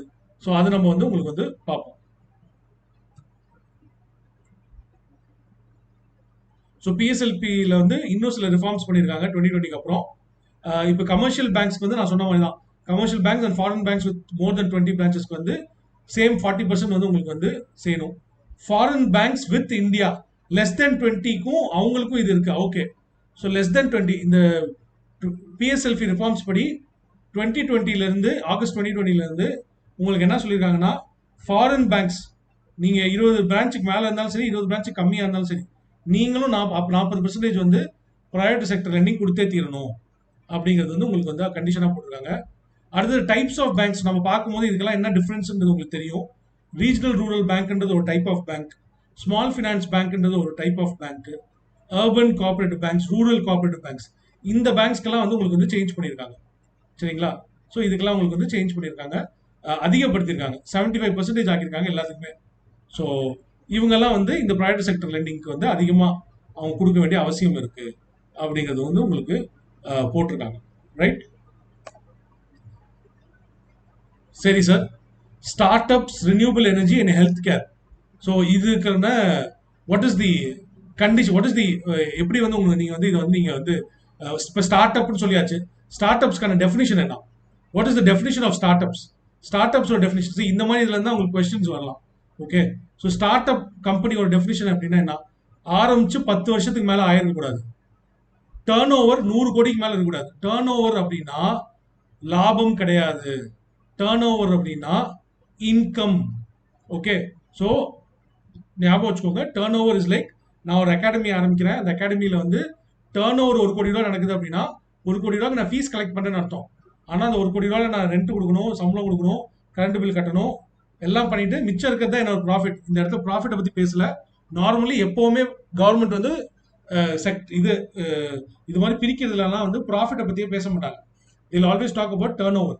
Okay, so annual turnover வந்து 100 கோடிக்கு மேல இருக்கும், சாரி மேல இருக்கக்கூடாது, நாட் மோர் தென் 100 crores. அப்பதான் அது ஸ்டார்ட் அப். தென் ஃபங்க்ஷன் வந்து இனோவேட்டிவா இருக்கணும், ஏதாவது புதுசா அவங்க செய்யணும், something innovative. They should be doing something இனோவேட்டிவா இருக்கணும். அவங்களோட ப்ராடக்ட் அண்ட் சர்வீசஸ்ல ஏதாவது இனோவேட்டிவா இருக்கணும். இப்போ எக்ஸாம்பிள் இவங்க மொபைல் ஃபோன்லேயே வந்து உங்களுக்கு வந்து இது தராங்க, லோன்லாம் தராங்க. மொபைல் ஃபோனில் வந்து இப்போ நம்ம கூகுள் பே மாதிரிலாம் இருக்குது. இதெல்லாம் வந்து சம் கைண்ட் ஆஃப் இனோவேஷன். இதெல்லாம் வந்து உங்களுக்கு வந்து ஸ்டார்ட் அப்பில் சேர்த்துறாங்க. சும்மா செஞ்சதே வந்து நம்ம செய்யக்கூடாது.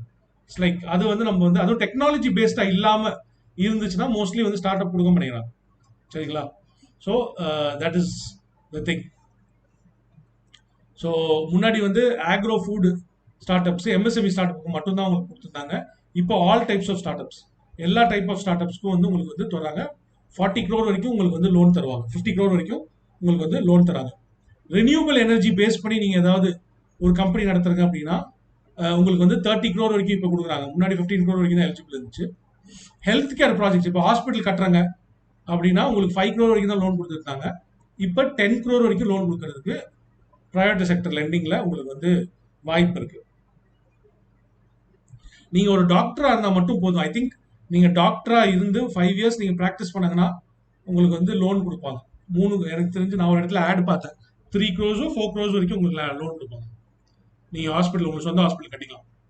ஐ திங்க் லேண்ட் இருக்கணும்னு நினைக்கிறேன். இந்த மாதிரி ஏதோ ஒன்று இருந்துச்சுன்னா பில்டிங் கட்டுறதுக்கு அவங்க காசு கொடுப்பாங்க. ஸோ அது மாதிரி சில செக்டர்ஸ்க்கெல்லாம் உங்களுக்கு வந்து என்கரேஜ் பண்ணாங்க. சரி sir, what other thing is this weightage to poor districts அப்படின்னு ஒரு புது கான்செப்ட் கொடுத்துருக்காங்க. புவர் டிஸ்ட்ரிக்ட்ஸ் அப்படிங்கிறது எப்படி வந்து உங்களுக்கு வந்து முடிவு எடுக்கிறாங்க அப்படின்னா, லோ கிரெடிட். இப்போ எக்ஸாம்பிள் நம்ம பார்த்துக்கலாம். ஒரு எக்ஸாம்பிள் இதுலேயே பாருங்க. இப்போ இவங்க எடுத்த எக்ஸாம்பிள் வச்சு நம்ம ஒரு எக்ஸாம்பிள் எடுக்கலாம். சென்னை, திருச்சி, கோயம்புத்தூர், இங்கெல்லாம் வந்து அதிகமான வந்து லோன் வாங்குறதுக்கு ஆள் வந்து கண்டிப்பா இருப்பாங்க. பட் சில டிஸ்ட்ரிக்ட்ஸ்ல வந்து அரியலூர், நம்மளோட இருக்கிறதுல பின்தங்கி இருக்கக்கூடிய மாவட்டங்கள் அப்படின்னு சொல்லக்கூடிய டிஸ்ட்ரிக்ட்ஸ் எது, அரியலூர், தருமபுரி, அப்புறம் வந்து சிவகங்கை, இந்த பக்கம் உங்களுக்கு வந்து பெரம்பலூர் டிஸ்ட்ரிக்ட். ஸோ இதெல்லாம் வந்து இன்னும் வந்து நம்ம இம்ப்ரூவ்மெண்ட் நிறைய செய்ய வேண்டிய டிஸ்ட்ரிக்ட்ஸ். இங்க இப்ப நீங்க வந்து கோயம்புத்தூரையும் நான் சொன்ன இந்த 3 டிஸ்ட்ரிக்டையும் எடுத்து நீங்க பாத்துங்க அப்படின்னா, கோயம்புத்தூர்ல லோன் வாங்கக்கூடிய ஆட்கள் வந்து இவங்களை விட 10 மடங்கு மேல அதிகமா இருப்பாங்க. ஏன்னா கோயம்புத்தூர்ல இண்டஸ்ட்ரீஸ் அதிகமா இருக்கு, கோயம்புத்தூர்ல பிசினஸ் ஹவுசஸ் அதிகமா இருக்கு. ஸோ அங்க வந்து உங்களுக்கு வந்து லோன்ஸ் வந்து அதிகமா வந்து பேங்க்ஸ் கொடுப்பாங்க. பட் இந்த மாதிரி டிஸ்ட்ரிக்ட்ஸ்ல வந்து உங்களுக்கு வந்து லோன் வந்து உங்களுக்கு வந்து வாங்குறதுக்கே ஆள் இருக்க மாட்டாங்க. ப்ராபப்ளி ஃபேக்டரிக்கு, பிஸ்னஸஸ்க்கு, இதுக்கெல்லாம் வந்து உங்களுக்கு வந்து லோன் கொடுக்க மாட்டாங்க. ஸோ இது மாதிரி வந்து உங்களுக்கு வந்து கண்டிஷன்ஸ் இருக்கு. ஸோ இப்படி இருக்கும்போது இதையும் வந்து உங்களுக்கு ஐடென்டிஃபை பண்ணி ஆர்பிஐ என்ன பண்றாங்க அப்படின்னா, லோ கிரெடிட் பெனிட்ரேஷன், அரியலூர் மாதிரி இருக்கக்கூடிய மாவட்டங்கள், பெரம்பலூர் மாதிரி இருக்கக்கூடிய மாவட்டங்களுக்கு வந்து உங்களுக்கு வந்து அங்க வந்து நீங்க இன்னும் கான்சன்ட்ரேட் பண்ணுங்க. நீங்க வந்து 100 rupees நீங்க வந்து பிஎஸ்எல்ஆ நீங்க வந்து லோன் பிரைவேட் செக்டர் லெண்டிங்ல கொடுக்கணும்னா அதுக்கு பதிலாக 125 rupees நீங்க கொடுங்க. அதே மாதிரி அதிகமா பெனிட்ரேஷன் இருக்கக்கூடிய ஊருங்க, சென்னை, கோயம்புத்தூர், சிட்டிஸ், அந்த மாதிரி இதுக்கு வந்து நீங்க வந்து 100 ரூபா கொடுக்கறதா இருந்தா 90 rupees கொடுங்க போதும் அப்படிங்கிற அந்த சிஸ்டம். ஸோ செக்டர் வைஸ் டிஸ்ட்ரிபியூஷனும் கொடுத்துருக்காங்க. அண்ட் உங்களுக்கு கிரெடிட் பெனிட்ரேஷனை பேஸ் பண்ணி ஏரியா வைஸ் ஜியாகிரபிக்கல் டிஸ்ட்ரிபியூஷனும் வந்து உங்களுக்கு வந்து கொடுத்துருக்காங்க. ஸோ இது ஒரு பெரிய ரிஃபார்மா உங்களுக்கு பிரைவேட் செக்டர் லெண்டிங்ல செஞ்சிருக்காங்க.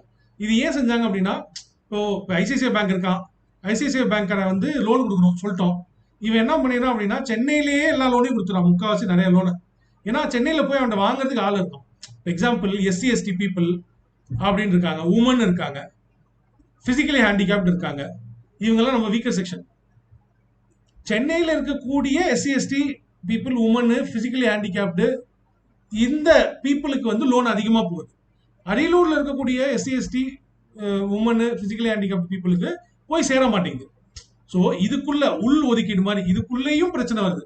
நான் என்னோட கோல் வந்து இங்கேயும் வந்து அடி வாங்குது. ஸோ இதையும் நான் வந்து பார்க்க வேண்டிய அவசியம் இருக்கு அப்படிங்கறத வந்து உங்களுக்கு அந்த ரெக்கமெண்டேஷன்ல சொல்லியிருக்காங்க. ஸோ அதுபடி உங்களுக்கு வந்து இது பண்றாங்க. சரிங்களா? ஓகே. ஸோ அடுத்தது priority sector lending certificates. Very இன்ட்ரெஸ்டிங்கான ஒரு டாபிக் அண்ட் இம்பார்ட்டன்டான டாபிக். 2016 ஆரம்பிக்கிறாங்கன்றது ரொம்ப இம்பார்ட்டன்டான பாயிண்ட், தெரிஞ்சு வச்சுக்கோங்க. ப்ரையாரிட்டி செக்டர் லெண்டிங் சர்டிஃபிகேட்ஸ் வந்து 2016 ஸ்டார்ட் பண்ணாங்க. இது கதை என்னன்றது நான் உங்களுக்கு சொல்றேன். இதே மாதிரி இன்னொரு இடத்துலையும் இதே மாதிரி ஒரு கான்செப்ட் இருக்கு வேற ஒரு சப்ஜெக்ட்ல. உங்களால சொல்ல முடியுதான்றது பாருங்க. இப்போ இகுபேர் பிளாட்ஃபார்ம்ல வந்து இந்த வேலையெல்லாம் நடக்குது. ஸோ லோன் கொடுக்கறதெல்லாம் வந்து நீங்க வந்து அங்கே ரெக்கார்ட் பண்ணிட்டே வராங்க. யூஆர் லைக் உங்க ஒவ்வொரு பேங்க்ஸ்க்கு வந்து பார்த்துட்டு இருக்காங்க. ஸோ இப்போ இதுல என்ன ஆகும்னா, ஜென்யூனா சில பேங்க்ஸ்னால வந்து அச்சீவ் பண்ண முடியாது. எக்ஸாம்பிள் நான் சொல்றேன். ஸோ இதுதான் வந்து நம்மளுக்கு இருக்கக்கூடிய லிஸ்ட். சென்னை சிட்டியில ஒரு பேங்க் இருக்கா, ஒரு பிரான்ச் இருக்கு. அந்த சென்னை சிட்டியில இருக்கக்கூடிய அந்த பிரான்ச்னால அக்ரிகல்ச்சர் லோன் 18% வருது. அவனால கொடுக்க முடியுமா அப்படின்னு கேட்டாங்கன்னா வாய்ப்பு ரொம்ப கம்மி. அங்க எங்க இருக்க அக்ரிகல்ச்சர் ஆளு? கரெக்ட் தானே? அக்ரிகல்ச்சருக்கு ஆன ஆளு அங்க எங்க இருக்கான்? சென்னை சிட்டியில வந்து எவன் போய் எந்த அக்ரிகல்ச்சர் லேபர் போய் அக்ரிகல்ச்சர் ஃபார்மர் போய் வந்து உங்களுக்கு வந்து லோனுக்கு அப்ளை பண்ண போறான்? வாய்ப்பு இல்ல. It is not going to happen. அவன் இல்ல.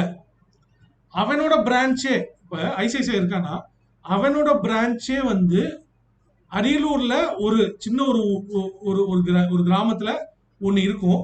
அங்க பாத்தீங்கன்னா ஃபார்மர் லோனு 18% கிடையாது, 40% இருக்கும். ஃபார்மர் லோனு 40% கொடுத்துருப்பான். சொல்ல போனா 50% கூட கொடுத்துருப்பான். ஓகேவா? ஏன்னா அங்க இருக்கிற எல்லாமே ஃபார்மர் தான், ஃபார்மர் லோனுக்கு தான் வர்றான் அவன். அப்ப அவன் வந்து 18க்கு மேல கொடுக்குறோமே அப்படின்னு அவன் யோசிக்க வேண்டிய அவசியம் இல்லை. So what they did was, ஒரே பேங்க் இருந்தாலும் சரி, வெவ்வேறு பேங்க் இருந்தாலும் சரி, இந்த ப்ரையாரிட்டி செக்டர் லெண்டிங்கான அந்த கோட்டா இருக்குல்ல, இந்த கோட்டாவை நீங்க ஓவர் அச்சீவ் பண்ணா, if you achieve more then what is given to you.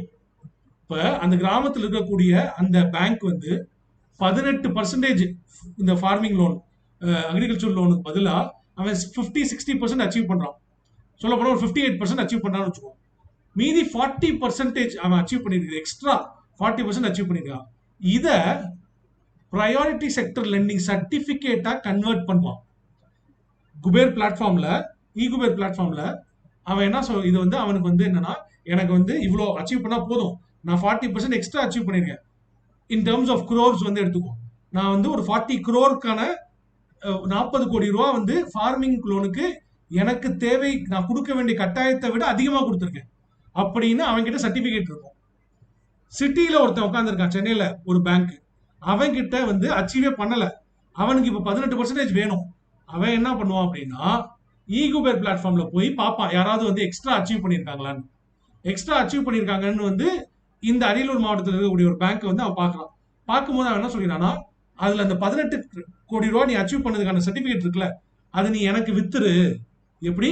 ஒரு அமௌண்ட்டுக்கு எனக்கு நீ அதை வித்துரு அப்படின்னு. ஏன் அதை விற்கணும் அப்படின்னா, இன்கேஸ் இந்த சென்னையில இருக்கக்கூடிய அந்த பிரான்ச் இருக்கான்ல, அவன் இந்த 18% அச்சீவ் பண்ணலன்னா அவன் மேல ஒரு ஃபைன் போடப்படும். இப்ப 18 கோடி ரூபா, அவன் 100 கோடி ரூபா வந்து அவன் லோன் கொடுக்குறான், 18 கோடி ரூபா வந்து அவன் ஃபார்மருக்கு கொடுக்கணும். ஆனா அவன்கிட்ட ஃபார்மரே இல்ல, அவன் 18 கோடி ரூபா ஃபார்மருக்கு லோன் கொடுக்கல அப்படின்னா, இவங்க ஆர்பிஐ என்ன பண்ணும் அப்படின்னா ஒரு 3-4 கோடி ரூபா வந்து அவனுக்கு ஃபைன் போடும். அப்ப அவன் என்ன பண்ணிடலாம், ஒரு 5 கோடி ரூபா ஃபைன் விழுவுறதுக்கு பதிலா நம்ம என்ன பண்ணிடலாம் அப்படின்னா, போய் ஒரு 2 கோடி ரூபா கொடுத்து அந்த சர்டிபிகேட்டை வாங்கி வச்சுக்கலாம். அந்த சர்டிபிகேட்டை வாங்கி வச்சுக்கிட்டா எப்படின்னா, நான் கொடுத்த மாதிரி ஆகும். நான் கொடுத்துட்டேன், நான் சர்டிபிகேட் வாங்க ஒண்ணு நானா செஞ்சிருக்கணும், இல்ல வேற ஒருத்தர் செஞ்சதை நான் அதை யூஸ் பண்ணிக்கிறேன். அப்ப இது இப்படி ஆகும்போது என்ன ஒரு பெரிய அட்வான்டேஜ் அப்படின்னா, கிராமத்துல ஒருத்தர் உட்கார்ந்துருக்கான்ல, அவன் வந்து லோன் ஃபார்மர்ஸ்க்கு நிறைய கொடுத்துருக்கான்ல, அவனுக்கு வந்து அட்வான்டேஜ். ப்ரையாரிட்டி செக்டர் லெண்டிங்கை நான் ஓவர் அச்சீவ் பண்ணியிருக்கேன். ஓவர் அச்சீவ் பண்ணா அந்த சர்டிபிகேட்டை வித்தும் என்னால சம்பாதிக்க முடியும். அது வந்து இன்னொரு ஒரு எக்ஸ்ட்ரா பிசினஸ்.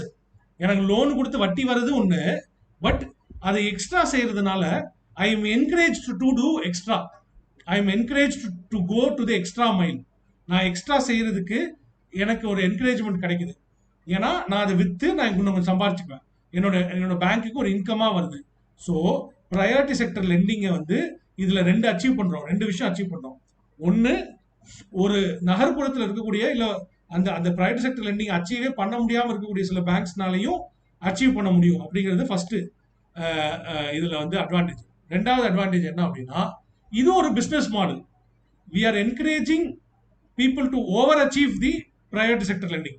நீ அச்சீவ் மாத்திரம் பண்ணா பார்த்தாது, நீ ஓவர் அச்சீவ் பண்ணணும்னு ஆசைப்பட்டா கூட அச்சீவ் பண்ணிக்கோ, உனக்கு அதுக்கு எக்ஸ்ட்ரா காசு கிடைக்கும் அப்படிங்கறத நான் வந்து சொல்ல வரேன். ஸோ இதே சிஸ்டத்தை வந்து வேர்ல்டு ஃபுல்லா ஒரு விஷயத்துக்கு பண்றாங்க. என்னன்னு தெரியுமா? சொல்லுங்க யாராவது. Yes, carbon emission certificates, carbon credit system, carbon credits அப்படின்னு சொல்லக்கூடியது.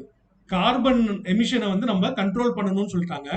பட் சில ஃபேக்டரிஸ்னால கார்பன் எமிஷன் கண்ட்ரோல் பண்ண முடியாது. அவங்க வந்து அந்த கார்பன் எமிஷன் செஞ்சு தான் தீருவாங்க. அப்ப வந்து அவன் வந்து கார்பன் வந்து ஒரு 20 இது வந்து பாயிண்ட்ஸ் வந்து கார்பன் எமிஷன் பண்றான் அப்படின்னா, ஆனா அவன் ஜீரோன்னு காமிக்கணும். அப்ப அவன் என்ன பண்ணுவான் அப்படின்னா, சில பேர் வந்து மைனஸ்ல வந்து கார்பன் பண்ணிட்டு இருப்பாங்க, அவங்க கிரெடிட்ஸ் கலெக்ட் பண்ணிட்டு இருப்பாங்க, கார்பன் கிரெடிட்ஸ் கலெக்ட் பண்ணிட்டு இருப்பாங்க. அதை வந்து இவன் காசு கொடுத்து வாங்கிக்குவான். இது மூலமா வாட் தேர் டூயிங் இஸ் அவங்க வந்து என்கரேஜ் பண்றாங்க. ஸோ இவன் வந்து எமிட் பண்ண கார்பனுக்கு ஒரு ஒரு ஒரு ஒரு ஒரு இடத்துல வந்து ஒரு காம்பன்சேட் பண்றான். அவனுக்கு என்ன அட்வான்டேஜ்னா, கார்பன் அவ்வளவா யூஸ் பண்ணாத இண்டஸ்ட்ரி இல்ல வந்து பிசினஸ் பண்றது வந்து அவனுக்கு வந்து ஒரு என்கரேஜ்மெண்ட் கிடைக்குது. அவனுக்கு வந்து அந்த பிசினஸ்ல வர வருமானத்தோட சேர்த்து ஒரு அடிஷ்னல் இன்கமா இந்த கார்பன் கிரெடிட்ஸ் விற்கிறதுனாலையும் அவனுக்கு ஒரு அடிஷ்னல் இன்கம் வருது. ஸோ இதுதான் வந்து இந்த இந்த சிஸ்டத்தை தான் ஃபர்ஸ்ட் அதுதான் ஆரம்பிச்சாங்க. அதை வந்து அது பிஎஸ்எல்ல வந்து கொண்டு வரலாம் அப்படின்னு சொல்லி இங்க கொண்டு வந்துட்டாங்க, கொண்டு வந்து யூஸ் பண்றாங்க. சரி சார், ஃபைன் எல்லாம் போடுவாங்கன்னு சொன்னாங்களே சார், ஃபைன் போடுவாங்க. ஆமா, இப்ப நீங்க அக்ரிகல்ச்சர் லோனு நீங்க அச்சீவ் பண்ணலன்னா உங்களுக்கு ஃபைன் போடுவாங்கல்ல, அந்த ஃபைன் காசெல்லாம் கலெக்ட் பண்ணி நபார்டுன்னு ஒரு அமைப்பு இருக்கு. இந்த அமைப்பு வந்து ரூரல் இன்ஃப்ராஸ்ட்ரக்சருக்காகவும் ரூரல் அக்ரிகல்ச்சருக்காகவும் ஒர்க் பண்ணக்கூடிய ஒரு பேங்க். நம்ம அடுத்தது பார்ப்போம், அடுத்த டைப்ஸ் ஆஃப் பேங்க்ஸ் அதெல்லாம் பார்ப்போம். ஸோ அவங்களுக்கு முதலீடாக கேபிட்டலாக கவர்மெண்ட் கொண்டு போய் கொடுத்துரும். அப்ப நீ அக்ரிகல்ச்சர் பிரைவேட் செக்டர் லெண்டிங் பண்ணலையா, அதுக்கு போட்ட ஃபைன் எடுத்துட்டு போய் அக்ரிகல்ச்சர் இம்ப்ரூவ் பண்றதுக்கு நான் கொடுத்துருவேன். எம்எஸ்எம்இ செக்டருக்கு வந்து ஃபைன் நீ கொடுக்கல, பிரைவேட் செக்டர் லெண்டிங்லனா அதுக்கு ஒரு ஃபைன் போடுறனா, அந்த காசை கலெக்ட் பண்ணி போட்டு போய் சிட்பிட்ட கொடுத்துருவேன். சிட்பி யாருன்னா இந்த இது இவங்க இண்டஸ்ட்ரீஸ், ஸ்மால் இண்டஸ்ட்ரீஸ் போர்டு அவங்க. ஸோ அவங்களுக்கு கொடுத்து அதை என்கரேஜ் பண்றதுக்கு வந்து அவங்களுக்கு கொடுத்துறேன். இதே மாதிரி நேஷனல் ஹவுசிங் பேங்க். ஸோ இந்த மாதிரி ஃபைன் கலெக்ட் பண்றது எல்லாத்தையும் எடுத்துட்டு போய் what I will do is, நான் அதை எடுத்துட்டு போய் உங்களுக்கு வந்து இவங்கள மாதிரி இந்த அமைப்புகள்லாம் என்னன்றதை நம்ம பார்ப்போம். அந்த அமைப்புகள்கிட்ட கொடுத்து அந்த செக்டருக்காக வேலை செய்யுங்க அப்படின்னு சொல்லி நம்ம வந்து சொல்லிடுவோம். So this is how this whole works. இந்த ப்ரையாரிட்டி செக்டர் லெண்டிங் கான்செப்ட் வந்து உங்களுக்கு ஒர்க் ஆகுது. ஓகேவா? புரிஞ்சா? Am I clear? Very good, very good. So, good, good, good, good. வேற ஏதாவது டவுட்ஸ்? பிரைவேட் செக்டர் லெண்டிங்ல ஏதாவது டவுட்ஸ்?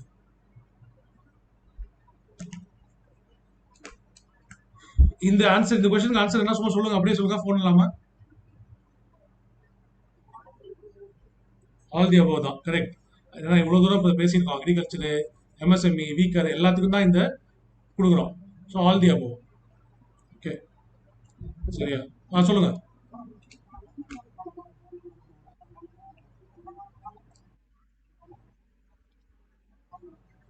ஆமா ஆமா ஆமா.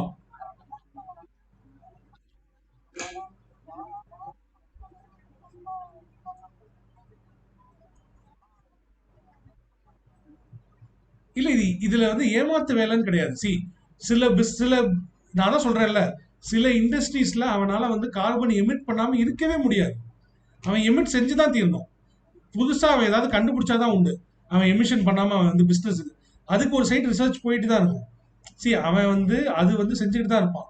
பட் இந்த இடத்துல நம்மளுக்கு என்ன தேவைப்பட்டுச்சு அப்படின்னா, கார்பன் எமிட் பண்ணாம இருக்கிற சில இண்டஸ்ட்ரீஸை வந்து நம்ம எப்படி என்கரேஜ் பண்ணலாம் அப்படிங்கிறது வந்து நம்மளுக்கு அந்த இடத்துல தேவைப்பட்டுச்சு. ஸோ அந்த இடத்துல யோசிக்கும் போது தான் என்ன ஆச்சுன்னா, கார்பன் எமிட் பண்றவன்ட்ட காசை வாங்கி கார்பன் எமிட் பண்ணாதவன்ட்ட கொடுக்கணும். ஓகேவா? அப்ப சரி நார்மல் அதானே. நீ நல்லா ஆன்சர் பண்ற கிளாஸ்ல, உனக்கு ஏதாவது என்கரேஜ் பண்றதுக்கு நான் வந்து ஏதாவது ஒன்று தரணும்ல. ஸோ அது மாதிரி தான். ஸோ இவங்களை என்கரேஜ் பண்றதுக்கு நம்ம ஏதாவது பண்ணணும் அப்படின்ற போது, எவன் ரொம்ப எமிட் பண்றானோ அவன்கிட்ட இருந்து வாங்கி இவன்கிட்ட கொடுத்துடலாம் அப்படிங்கிறது வந்து சிஸ்டம் வந்து உருவாக்கப்படலாம். ஆமா, இது வந்து ஒரு ஃபைன் மாதிரி. இதே தான் வந்து நம்ம பிஎஸ்எல் சிஸ்டம்லயும் அதே தான். இப்போ சென்னையில மாதிரி இருக்கக்கூடிய மாநகரத்தில் எவ்வளோ பேங்க் இருக்கு, எவ்வளோ பிரான்ச் இருக்கு. ஆனா அவன் மேல எல்லாம் கண்டிஷனு. சி இப்போ பிஎஸ்எல் கொண்டு வரும்போதே வந்து புலம்பி இருப்பாங்கல்ல, சார் எப்படி சார் அக்ரிகல்ச்சர்லாம் நான் லோன் கொடுப்பேன் அப்படின்னு கேட்டிருப்பானா கேட்க மாட்டானா. உங்களுக்கு வந்து டி நகர்ல இருக்க பிரான்ச்காரன் வந்து எப்படி அக்ரிகல்ச்சர் லோன் கொடுப்பான்? மவுண்ட் ரோட்ல இருக்க பிரான்ச்காரன் வந்து அக்ரிகல்ச்சர் லோன் எப்படி கொடுப்பான்? வாய்ப்பே இல்லை.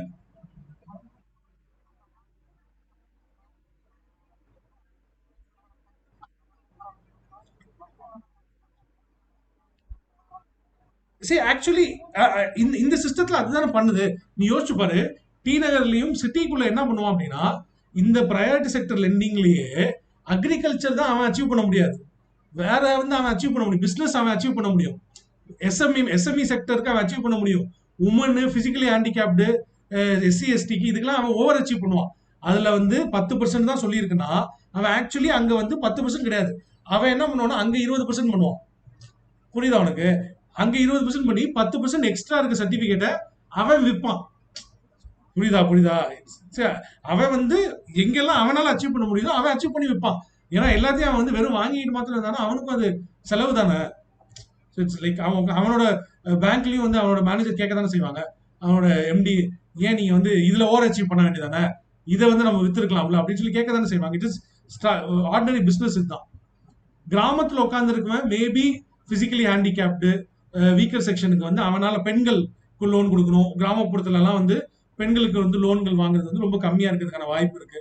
ஸோ அவன் வந்து எங்க இருந்து வாங்குவானா, அவன் இது அக்ரிகல்ச்சரை வித்து இந்த பக்கம் விற்பான், அந்த பக்கம் வந்து அந்த சர்டிபிகேட் வாங்கிக்குவான். புரியுதா? ஸோ இட்ஸ் ஆல் லைக், யாருமே வந்து ஃபுல்லா ஓவர் அச்சீவ் பண்ண மாட்டாங்க, எல்லாம் சேர்ந்து தான் இருக்கும். ஓகே. அடுத்தது மோஸ்ட்லி வந்து பேங்கிங்குள்ளே ஃபர்ஸ்ட் பண்ணிக்குவாங்க. இப்போ ஐசிஐசிஐ பேங்க்காரனே சிட்டிலையும் இருப்பான், ஐசிஐசிஐ பேங்க்காரனே கிராமத்துலயும் இருப்பான். அவங்களுக்குள்ளேயே பண்ணிக்குவாங்க. செஞ்சுட்டு பேலன்ஸ் இருக்கிறத ஈகோபேட் பிளாட்ஃபார்ம்ல சேல் பண்ணிக்குவாங்க, வித்துக்குவாங்க. ஓகேவா? ஓகே, புரிஞ்சா? இஸ்பார் இருக்காரா? I think is not there. சரி, ஓகே. இந்த டேபிள் வந்து இட்ஸ் லைக் வெரி வெரி எக்ஸ்பிளனேட்டரியான டேபிள். இந்த ஒரு டேபிள்ல வந்து உங்களுக்கு வந்து ஃபுல்லா எல்லாமே வந்துடும். சரிங்களா? ஸோ இந்த டேபிள்ல இதுல எல்லாமே சொல்லிடுறாங்க. என்ன சொல்லிடுறாங்க? டீஃப்ளேஷன் என்ன? ஸோ டீஃப்ளேஷன் நீங்க கொண்டு வர ட்ரை பண்றாங்க. ஓகே, மணி சப்ளை அதிகமா இருக்கு. நீங்க வந்து ஓகே டீஃப்ளேஷனா இருக்கு, சாரி. இதுல இருக்கிறது என்னன்னா டீஃப்ளேஷன் ஆன சுச்சுவேஷன். இந்த டீஃப்ளேஷன் சுச்சுவேஷனை கரெக்ட் பண்ணோம்னா நீங்க என்ன பண்ணுவாங்க? மணி சப்ளை இன்க்ரீஸ் பண்ணுவாங்க. இன்ஜெக்ட் லிக்விடிட்டி இன்க்ரீஸ் பண்ணுவாங்க. இன்க்ரீஸ் பண்ணணும்னா லோனை சீப் ஆக்கணும். அப்ப நீங்க என்ன பண்ணுவாங்க அப்படின்னா, ஈஸி மணி பாலிசி, சீப் மணி பாலிசி, டவுஷ் மணி பாலிசி, எக்ஸ்பான்ஷனரி மணி பாலிசி, இதெல்லாம் நீங்க வந்து செய்வீங்க. அதே வந்து உங்களுக்கு வந்து இன்ஃப்ளேஷனான ஒரு சுச்சுவேஷன் இருக்கு அப்படின்னா, நீங்க மணி சப்ளை குறைக்கணும். நீங்க மணி சப்ளை குறைக்கணும் அப்படின்னா, நீங்க லோனை வந்து காஸ்ட்லியா ஆக்கணும் அப்படின்னா நீங்க என்ன பண்ணுவாங்க அப்படின்னா, டைட் மணி பாலிசி, டியர் மணி பாலிசி, ஹாக்கிஷ் மணி பாலிசி, கான்ட்ராக்ஷனரி மணி பாலிசி, இப்படி நீங்க யூஸ் பண்ணுவாங்க.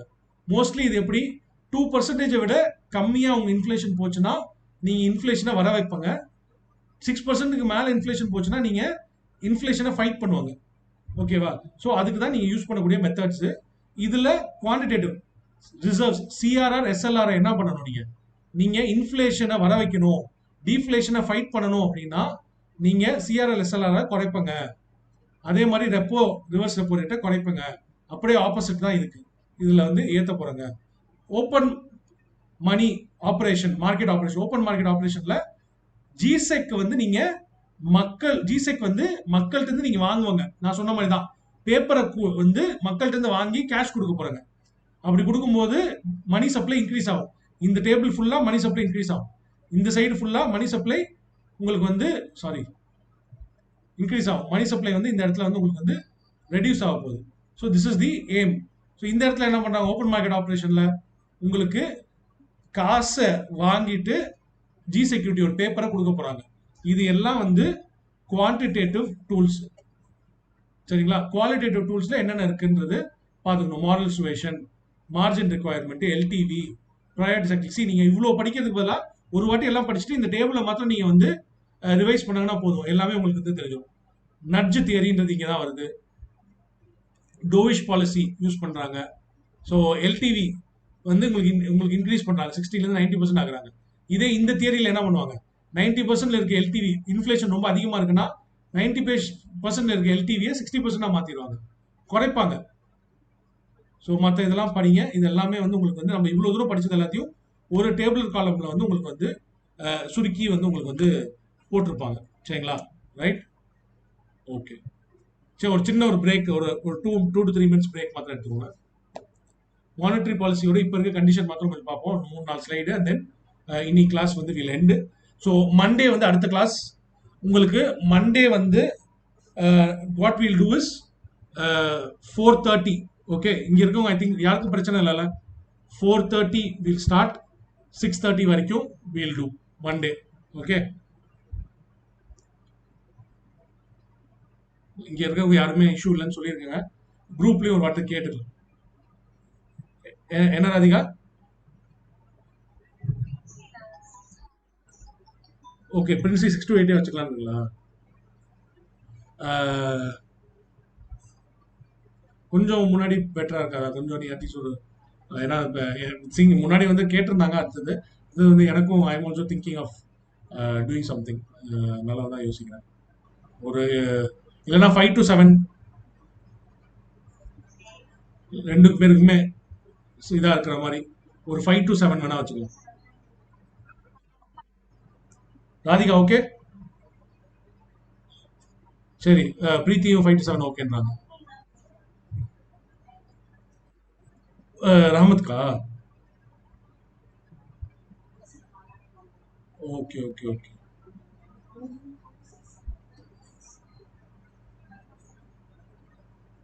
ஓ, நடுவில் நீங்க மாட்டிக்கிறீங்களா? Okay okay okay.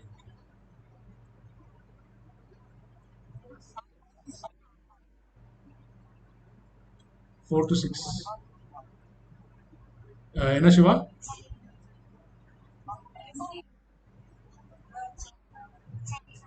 4 to 6 பண்ணிக்குவோம். That will be better. 4 to 6.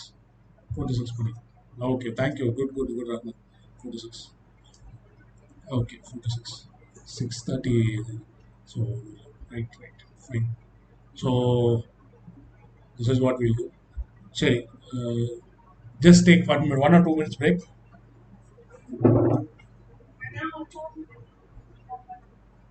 என்னம்மா?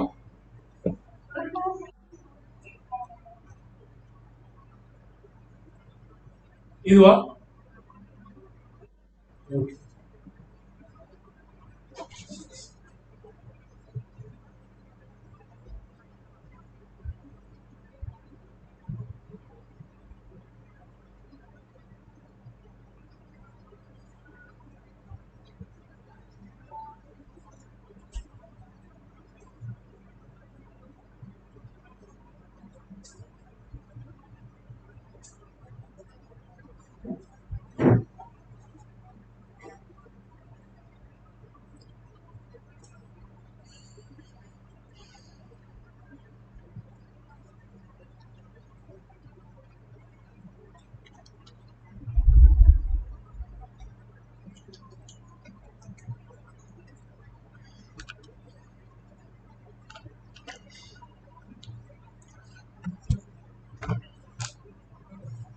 See, you should be able to identify எது குவாலிட்டேட்டிவ் எது குவான்டிடேட்டிவ், அதே மாதிரி என்னென்ன செய்கிறாங்க, அதை எப்படி செய்யும்போது இன்ஃப்ளேஷனை வந்து அது எப்படி பாதிக்கப்படுது, மணி சப்ளை எப்படி பாதிக்கப்படுது,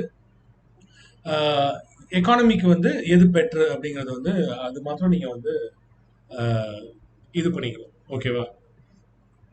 சி மைல்டு இன்ஃப்ளேஷன் வந்து எப்பவுமே வந்து எக்கானமிக்கு வந்து it is good thing. It is a good thing. Mild inflation.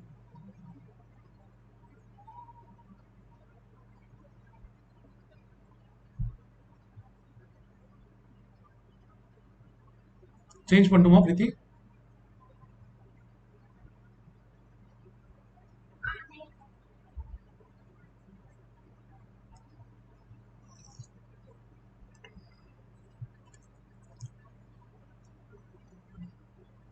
C ஏன் மைல்டு இன்ஃப்ளேஷன் வந்து எக்கானமிக்கு நல்லது அப்படிங்கிறது வந்து நான் ஒரு சின்ன கதை மாதிரி சொல்றேன்.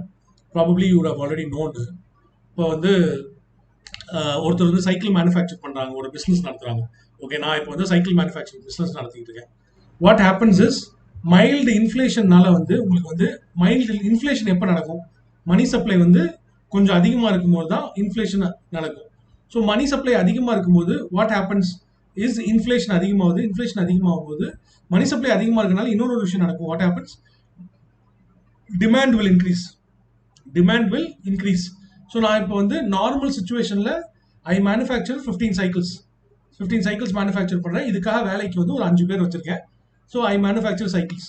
ஸோ டிமாண்ட் ஆனால் இன்க்ரீஸ் ஆகுது. டிமாண்ட் இன்க்ரீஸ் ஆகும்போது நான் என்ன பண்ணுறேன் அப்படின்னா, what I will think is okay, maybe 15 சைக்கிள்ஸ்க்கு பதிலாக 20 சைக்கிள்ஸ் வந்து நான் இன்க்ரீஸ் பண்ணலாம் மேனுஃபேக்சரிங்க அப்படின்னு சொல்லி நான் போய் வந்து என்னோட ஒர்க்கர்ஸ்ட்டு கேட்குறேன், ஓவர் டைம் ஒர்க் பண்ணுங்க. அவங்க என்ன சொல்றாங்க, ஓகே சார் நாங்கள் ஓவர் டைம் ஒர்க் பண்ணுறோம், அது 2 hours வந்து டெய்லி ஓவர் டைம் ஒர்க் பண்ணுறோம், அது இல்லாமல் எங்களுக்கு வந்து இன்னும் ஒரு 2 பேர் மாத்திரம் வேலைக்கு சேர்த்துக்கலாம் அப்படின்னா, ஓகே அப்போ நான் என்ன பண்ணுறேன், 15 சைக்கிள்ஸ் வந்து 20 சைக்கிள்ஸாக வந்து உங்களுக்கு வந்து மாத்துறேன். அதுக்கு வந்து நான் பண்ணக்கூடிய வாட் செலவு பண்ண போகிறது என்னன்னா, நான் வந்து எவ்ரிடே 2 hours வந்து நான் வந்து உங்களுக்கு வந்து இது தரப்போகிறேன், ஓடி கொடுக்க போகிறேன். And I am going to 2 பேருக்கு எக்ஸ்ட்ரா வேலை கொடுக்க போகிறேன். ஸோ இப்போ வந்து மேக்ரோ எக்கனாமிக்ஸில் வந்து யோசிங்க, இது வந்து நான் பண்ணுறதுக்கான காரணம் என்ன, நான் வந்து டிமாண்ட் இன்க்ரீஸ் ஆகிருக்கு, மணி சப்ளை மக்கள் மத்தியில் அதிகமான காசு இருக்குது, மணி சப்ளை அதிகமாக இருக்குது, விலைவாசி ஏறுது, இன்ஃப்ளேஷன் ஏறிக்கிட்டு தான் இருக்குது. அப்படிங்கிற போது ஐ டூ திஸ். நான் வந்து ஒரு சைக்கிளும் வந்து லெட்ஸே 2000 ரூபாய்க்கு வித்துட்டு இருந்தேன் அப்படின்னா, நான் இப்போ என்ன பண்ணுறேன்னா 2500 ரூபாய்க்கு ஒரு சைக்கிள் விற்கிறேன். அப்பயும் ஜனங்க வாங்குறதுக்கு ரெடியாக தான் இருக்காங்க. So I do this. அப்போ என்னோட ஒர்க்கர்ஸ் என்ன பண்ணுறாங்க அப்படின்னா, சார் அவங்களும் வந்து கொஞ்சம் சேலரி இன்க்ரீஸ் பண்ணி கேட்குறாங்க. ஐ am also okay with it. ஏன் அப்படின்னா, சரி எனக்கும் வந்து கொஞ்சம் எக்ஸ்ட்ரா காசு கிடைக்குது, அடுத்தது அவங்களுக்கு ஓடி எல்லாம் கிடைக்க போகுது. ஸோ என்னோட எம்ப்ளாயி பாயிண்ட் ஆஃப் வியூ வந்து யோசிங்க, என் எம்ப்ளாயிக்கு வந்து ஒரு மாதம் வந்து ஒரு 10,000 ரூபா சேலரி கிடைச்சிட்டு இருந்துச்சுன்னா, தினைக்கும் ஒரு 2 மணி நேரம் ஓடி பார்க்கறதுனால அவனுக்கு ஒரு 12,000 ரூபா சம்பளம் கிடைக்க போகுது. 2 பேருக்கு வேலை வாய்ப்பு கிடைச்சிருக்கு, அவனோட சொந்தக்காரன் தெரிஞ்சவன் போனவன் யாரோ ஒரு 2 பேருக்கு வேலை வாய்ப்பு கிடைச்சிருக்கு. அப்போ வாட் வில் ஹேப்பன், இவங்க கொஞ்சம் எக்ஸ்ட்ரா வந்து அவங்க செலவு பண்றதுக்கான சான்ஸ் இருக்கு. அவங்க வீட்டில் ஒரு தீபாவளி வருது, தீபாவளிக்கு ஸ்ட்ரிக்டா பட்ஜெட் போட்டு செலவு பண்ற ஒரு ஃபேமிலி, ஒரு ஒரு பிள்ளைக்கு ஒரு ட்ரெஸ் தான் எடுக்க முடியுது அவங்கனால. பட் வாட் வில் ஹேப்பன், அவங்க வந்து கொஞ்சம் அதிகமா காசு இருக்கறனால சரி ரைட் இந்த தீபாவளிக்கு பிள்ளைக்கு 2 ட்ரெஸ் எடுக்கலாம் அப்படின்னு சொல்லி 2 ட்ரெஸ் எடுக்கிறாங்க. ஸோ அது யாருக்கு நல்லது, ஜவுளி கடைக்காரனுக்கு. ஸோ அவங்க வந்து ட்ரெஸ் விற்கிறாரு, அவருக்கு வந்து there is a boost in sales. So அவருக்கு வந்து ஒரு சேல்ஸ் வந்து பூஸ்ட் ஆகுது. ஸோ இவருக்கு சேல்ஸ் பூஸ்ட் ஆகுறதுனால இப்போ சிவா வந்து கேட்குறாரு, எனக்கு வந்து நீங்கள் வந்து சைக்கிள் வாங்கித்தாங்க அப்படின்னு ரொம்ப நாளாக கேட்டுட்டு இருக்காரு, ஒரு சூப்பர் சைக்கிள் எனக்கு வேணும் அப்படின்னு சொல்லி. இவ்வளோ நாள் யோசிச்சுட்டு இருந்த அவங்க அப்பா என்ன பண்ணுவாங்க அப்படின்னா வந்து, சரி ஓகே பிஸ்னஸ் கொஞ்சம் இப்போ கொஞ்சம் நல்லா இருக்கு, இந்த டைம்ல வாங்கினாதான் உண்டு, நம்ம என்ன பண்ணுவோம், ஓகே சிவா கேட்குற சைக்கிளை வாங்கி கொடுத்துடலாம். ஸோ இவர் வந்து மறுபடியும் திருப்பி எங்கிட்ட சைக்கிள் கேட்குறாரு. So again this increases the demand. So இது வந்து ஒரு சர்க்கிளாக வந்து உங்களுக்கு வந்து எக்கானமியில் மேக்ரோ எக்கனாமிக்ஸில் ஒரு இடத்துல டிமாண்ட் இன்க்ரீஸ் ஆகும்போது பல்வேறு இடத்துங்களில் வந்து இந்த டிமாண்ட் வந்து உங்களுக்கு வந்து போய் சேர்றதுக்கான வாய்ப்பு இருக்கு. ஸோ இக்கானமிக்கு நல்லது. ஓகே, அன்டில் அண்ட் அன்லெஸ் எங்கேயாவது ஒரு இடத்துல தடங்கள், எனக்கு சைக்கிளோட விலை வந்து 2,500 ரூபா 3,500 ரூபா விற்கிறதுக்காக ரெடியா இருக்கு, ஆனா நான் வந்து என்ன பண்றேன் அப்படின்னா ஓடி தர மாட்டேங்கிறேன், எக்ஸ்ட்ரா ஆள் வேலைக்கு வைக்க மாட்டேங்கிறேன், இவங்களுக்கு வந்து சம்பளம் இன்க்ரீஸ் பண்ண மாட்டேங்கிறேன், இவங்களை வந்து அடிமை மாதிரி நடத்தி நான் ஒர்க் பண்ண வைக்கிறேன் அப்படின்னா அந்த இடத்துல வந்து இந்த பெனிஃபிட் போய் சேரலன்னு அர்த்தம். ஓகேவா? பட் அது தியரட்டிக்கலி ஒரு இடத்துல வந்து நம்ம வந்து நார்மலா இது இருக்கும்போது எக்கானமில it will go. Inflation, mild inflation is good actually. இந்த சைக்கிள் கொஞ்சம் புரிஞ்சா? Okay, very good. சரி, monetary policy in present India. So இப்போ நார்மலி மானிட்டரி பாலிசிக்கு 3 விதமான மெத்தட்ஸ் வந்து உங்களுக்கு வந்து இன்டர்நேஷனலி யூஸ் பண்றாங்க. ஒன்று வந்து மானிட்டரி பாலிசி டிசைட் பண்றதுக்கு வந்து ஒவ்வொரு கண்ட்ரியும் ஒரு மாதிரி டிசைட் பண்ணுவாங்க. நம்ம இப்போ இவ்வளோ தூரம் பேசிட்டு வரும்போது நம்ம என்ன சொன்னோம் அப்படின்னா, இன்ஃப்ளேஷனை ஃபைட் பண்றதுக்காக மட்டும்தான் மானிட்டரி பாலிசி வந்து நம்ம வந்து பண்றோம். இது வந்து ஆனால் இந்தியாவில் தான் வந்து இன்ஃப்ளேஷனை வந்து நம்ம வந்து பார்க்குறோம். We are taking it into account. நம்மளுக்கு இது முக்கியமாக இருக்கு.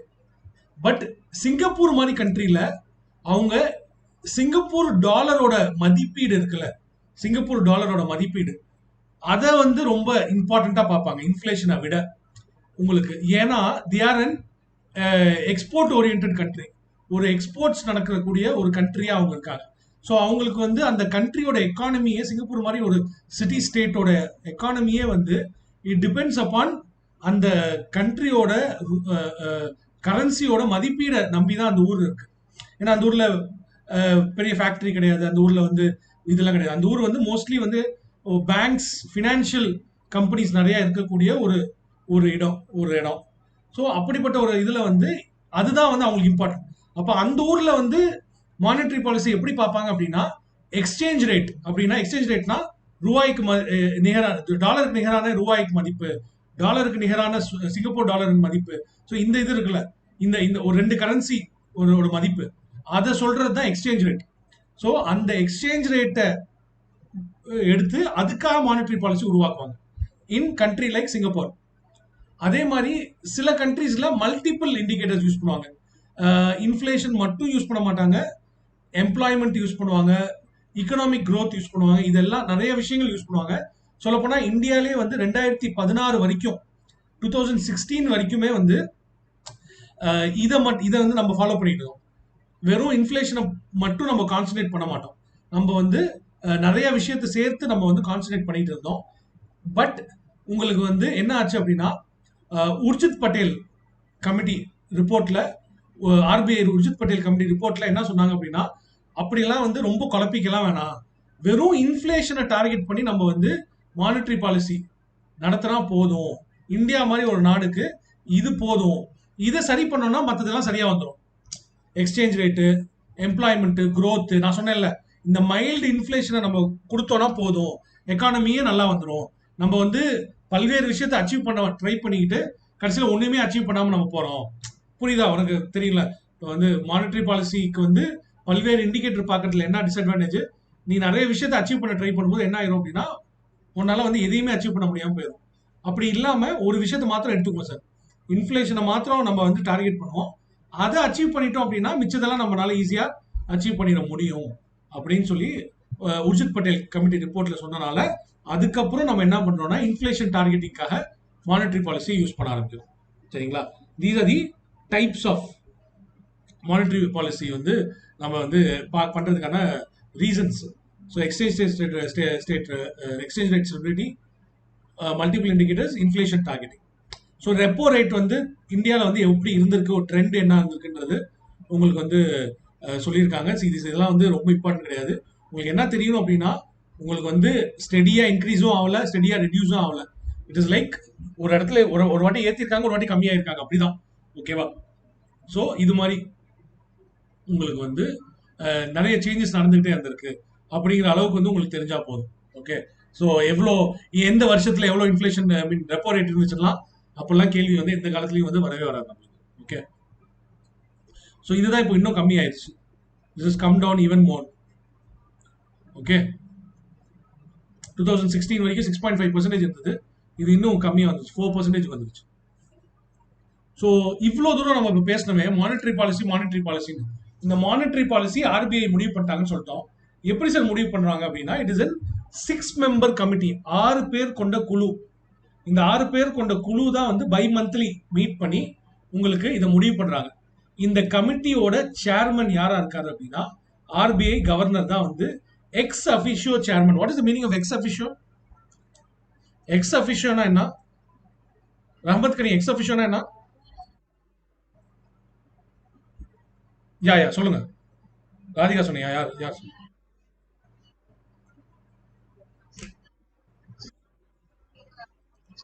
யா சாந்தா.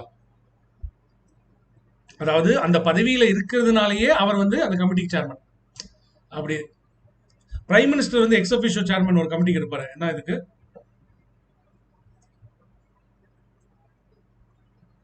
என்டிஏக்கா? இதுக்கு நேஷனல் டிசாஸ்டர் இதுக்கு வந்து இருப்பாரு. அவர் வந்து அந்த கமிட்டியில் இருக்கிறதுனாலயே அவர் சேர்மன். ஸோ அது மாதிரி வந்து சில போஸ்டிங் எல்லாம் இருக்கும். ஸோ இதுல வந்து ஆர்பிஐ கவர்னர் வந்து ex officio chairman. Deputy governor வந்து ஒரு ஆள் இருப்பாரு, ஒரு டெபுட்டி கவர்னர் இருப்பாரு. யார் இருக்கான்னு நமக்கு தேவையில்ல. அடுத்தது சென்ட்ரல் போர்டுல இருந்து ஒருத்தர் வந்து மெம்பரா இருப்பார். ஸோ இது ஆர்பிஐ சைடு. கவர்மெண்ட் சைட்ல இருந்து 3 பேர் இருப்பாங்க, நாமினேட் பண்ணியிருப்பாங்க. கவர்மெண்ட் வந்து 3 பேரை நாமினேட் பண்ணுவாங்க. இப்போ உங்களுக்கு ஒரு கொஸ்டின் வருது, government has no role in deciding the monetary policy அப்படின்னா கிடையாது. ஓகே, அந்த ஸ்டேட்மெண்ட் வந்து தப்பான ஸ்டேட்மெண்ட். கவர்மெண்ட் ஹேஸ் நோ ரோல்னு சொல்ல முடியாது. கவர்மெண்ட் வந்து 3 பேரை முடிவு பண்ணுது, ஆர்பிஐ 3 பேரை முடிவு பண்ணுது. ஓகேவா? ஸோ நோ ரோல் எல்லாம் கிடையாது. It has some role. ஆனா யாரோட கண்ட்ரோல்ல வருதுன்னா ஆர்பிஐ கண்ட்ரோல்ல வருது. ஓகேவா? யாரோட கண்ட்ரோல்ல வருதுன்னா ஆர்பிஐ கண்ட்ரோல்ல வருது. ஸோ இவங்க அப்பாயின்மெண்ட் பண்ணியிருக்கவங்க எல்லாம் 4 இயர்ஸ் அவங்களுக்கு வந்து டென்யூர். நோ ரீஅப்பாயின்மெண்ட் வந்து அவங்களுக்கு கிடையாது. So how do they get decided அப்படின்னா, they are selected by search committee, cabinet secretary.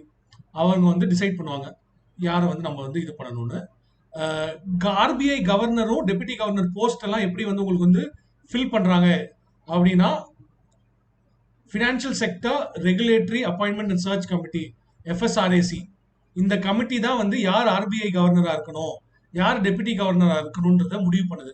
See it's very important. எனக்கு தெரிஞ்சு இட்ஸ் வெரி இம்பார்ட்டன்ட். ஏற்கனவே 2019ல பேங்க்ஸோட சேர்மன் வந்து யார் முடிவு பண்றாங்கன்னு வந்துச்சு ஒரு கொஸ்டின்.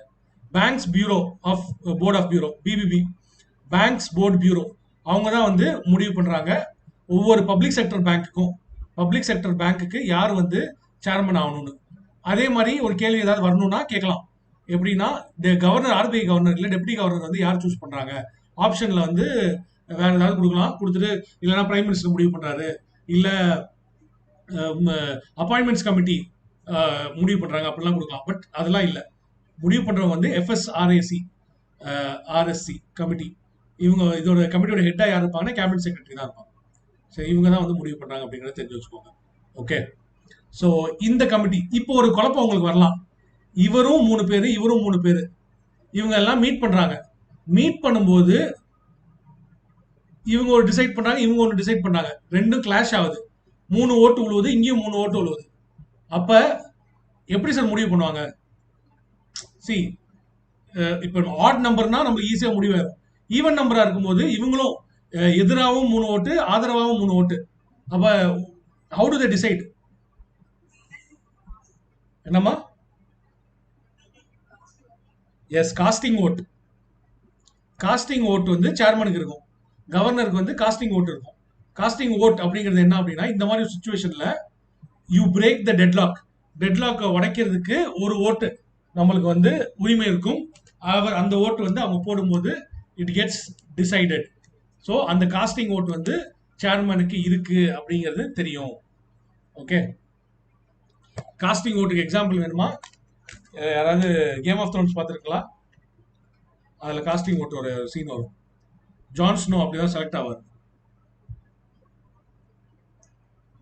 சரி, ஓகே. அடுத்தது quorum. What is the meaning of quorum? நம்ம பாலிட்டிலே படிச்சிருப்போம். கோரம் அப்படின்னா வந்து மினிமம் நம்பர் ஆஃப் பீப்புள் பிரசண்டா இருந்தாதான் அந்த அந்த குரூப்பே மீட் பண்ண முடியும். இப்போ மீட் பண்ண வர்றாங்க 6 பேரும், பட் மினிமமா 4 பேர் உட்கார்ந்து இருந்தாதான் அது வந்து மானிட்டரி பாலிசி கமிட்டின்னு பேர். அதுக்கு 3 பேர் மாத்திரம் இப்போ வந்திருக்காங்க. இப்போ ஆர்பிஐ சைட்ல இருந்து 3 பேர் வந்துட்டாங்க, கவர்மெண்ட் சைட்ல இருந்து 3 பேர் வரவே இல்லை. அப்ப அதை மானிட்டரி பாலிசி கமிட்டின்னு சொல்லலாமா அப்படின்னா சொல்ல முடியாது. That cannot be called monetary policy committee. அதுக்கு அந்த பவர்ஸ் இருக்காது. மினிமம் 4 பேர் இருக்கணும். ஸோ இது மாதிரி தான் வந்து பாலிட்டிலையும் குறைவு இருக்கும். இதுல நம்ம ஹவுஸுக்கு என்ன எவ்வளவு குறைவு? ஓகே,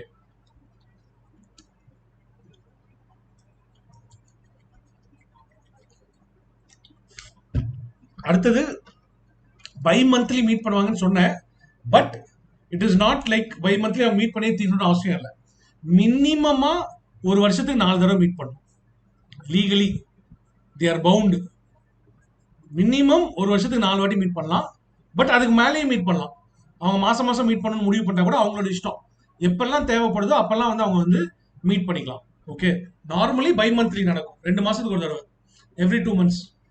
இது வந்து நார்மலி. இப்போ லாக்டவுன் பீரியட்ல வந்து ஃப்ரீக்வெண்டா மீட் பண்றாங்க. அடிக்கடி வந்து லாக்டவுன்ல வந்து மீட் பண்றாங்க. என்னமா? ஓகே, மீட் பண்ணி பாலிசி ரேட் முடிவு பண்றாங்க. இந்த பாலிசி ரேட் தான் ரெப்போ ரேட். சரிங்களா? ஸோ இந்த ரெப்போ ரேட்டை வந்து அவங்க வந்து முடிவு பண்றாங்க. நான் சொன்ன மாதிரி கவர்னருக்கு காஸ்டிங் ஓட் அப்படின்னு ஒன்று இருக்கு. ஓகே, அடுத்தது டிரான்ஸ்பரன்சி அண்ட் அக்கௌண்டபிலிட்டி மெயின்டைன் பண்ணணுன்றதுனால government can send messages only in writing. உங்களுக்கு வந்து ஆர்பிஐ கவர்னருக்கு வந்து இந்த மீட்டிங்க்கு முன்னாடி ஏதாவது சொல்லணும் அப்படின்னா ரைட்டிங்ல மட்டும்தான் ஆர்பிஐ கவர்னருக்கு அவங்க சொல்ல முடியும். கூப்பிட்டு வச்சு கவர்னர்லாம் பேச முடியாது. அதே மாதிரி ஒரு மீட்டிங் முடிஞ்சதுக்கு அப்புறம் உங்களுக்கு வந்து மானிட்டரி பாலிசி ரிப்போர்ட் அப்படின்னு சொல்லி அவங்க வந்து அந்த மீட்டிங்ல என்னென்னலாம் பேசினாங்களே, மினிட்ஸ் ஆஃப் மீட்டிங் அப்படின்னு சொல்லி ஒன்று இருக்கும். ஆக்சுவலி செக்ரட்டரி அப்படின்னு சொல்லி ஒரு படிப்பே இருக்கு, ஆஃபீஸ் செக்ரட்டரி. இந்த இது அவங்க they are trained in this. ஒரு மீட்டிங்ல உட்காந்து they'll have to take minutes of meeting. அந்த மீட்டிங்ல வந்து என்னென்னலாம் பேசுறாங்க, என்னெல்லாம் டிசைட் பண்றாங்க அப்படிங்கறது வந்து ஒருத்தர் எழுதி அதை வந்து டைப் அடிச்சு கையெழுத்து வாங்கிக்குவாங்க. கவர்மெண்ட்ல இது வந்து பிராக்டிஸ்ல இருக்கா Rahmat Gani? Minutes of meeting short and okay எடுத்து ஓகே. ஸோ தட் திஸ் எல்லா இதுலையுமே நீங்கள் ப்ரொஃபஷனலாக நீங்கள் போயிட்டாங்க அப்படின்னா this is out this practice.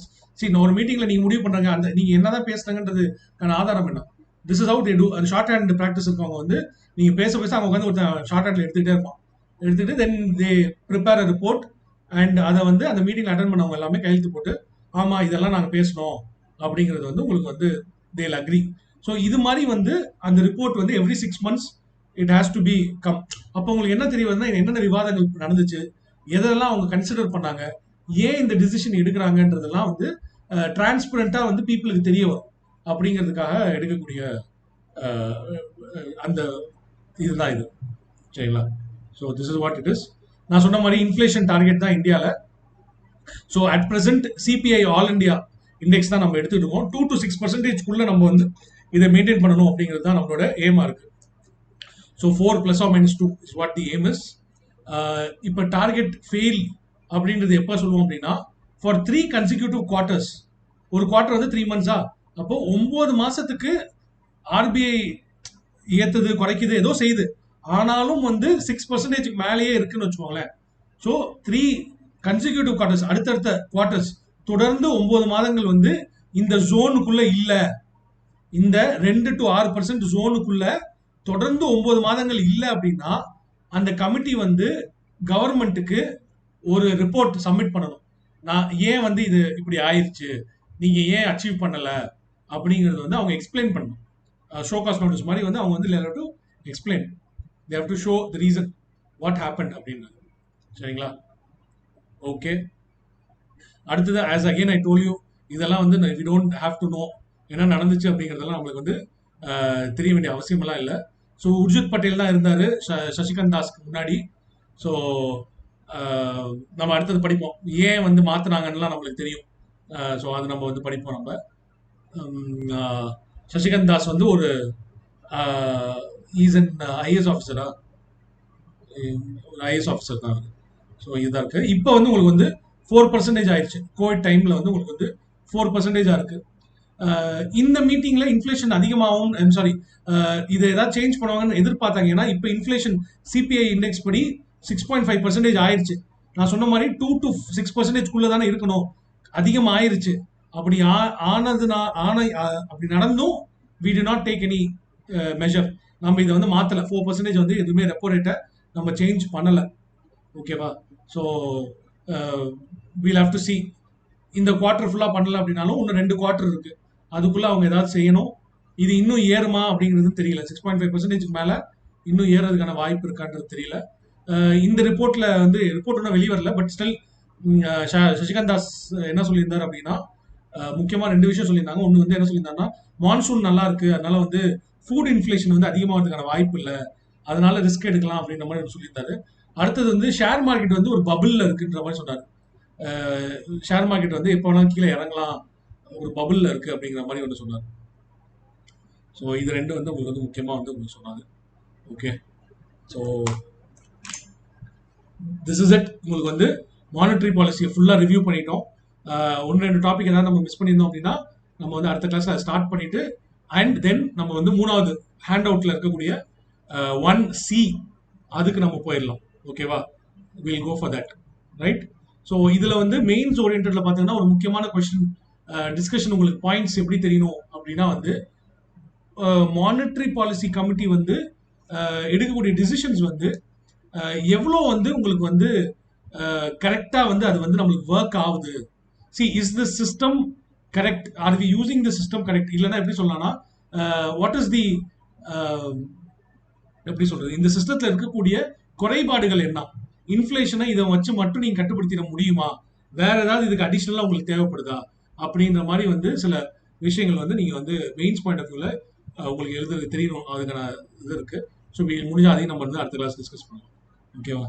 So thank you.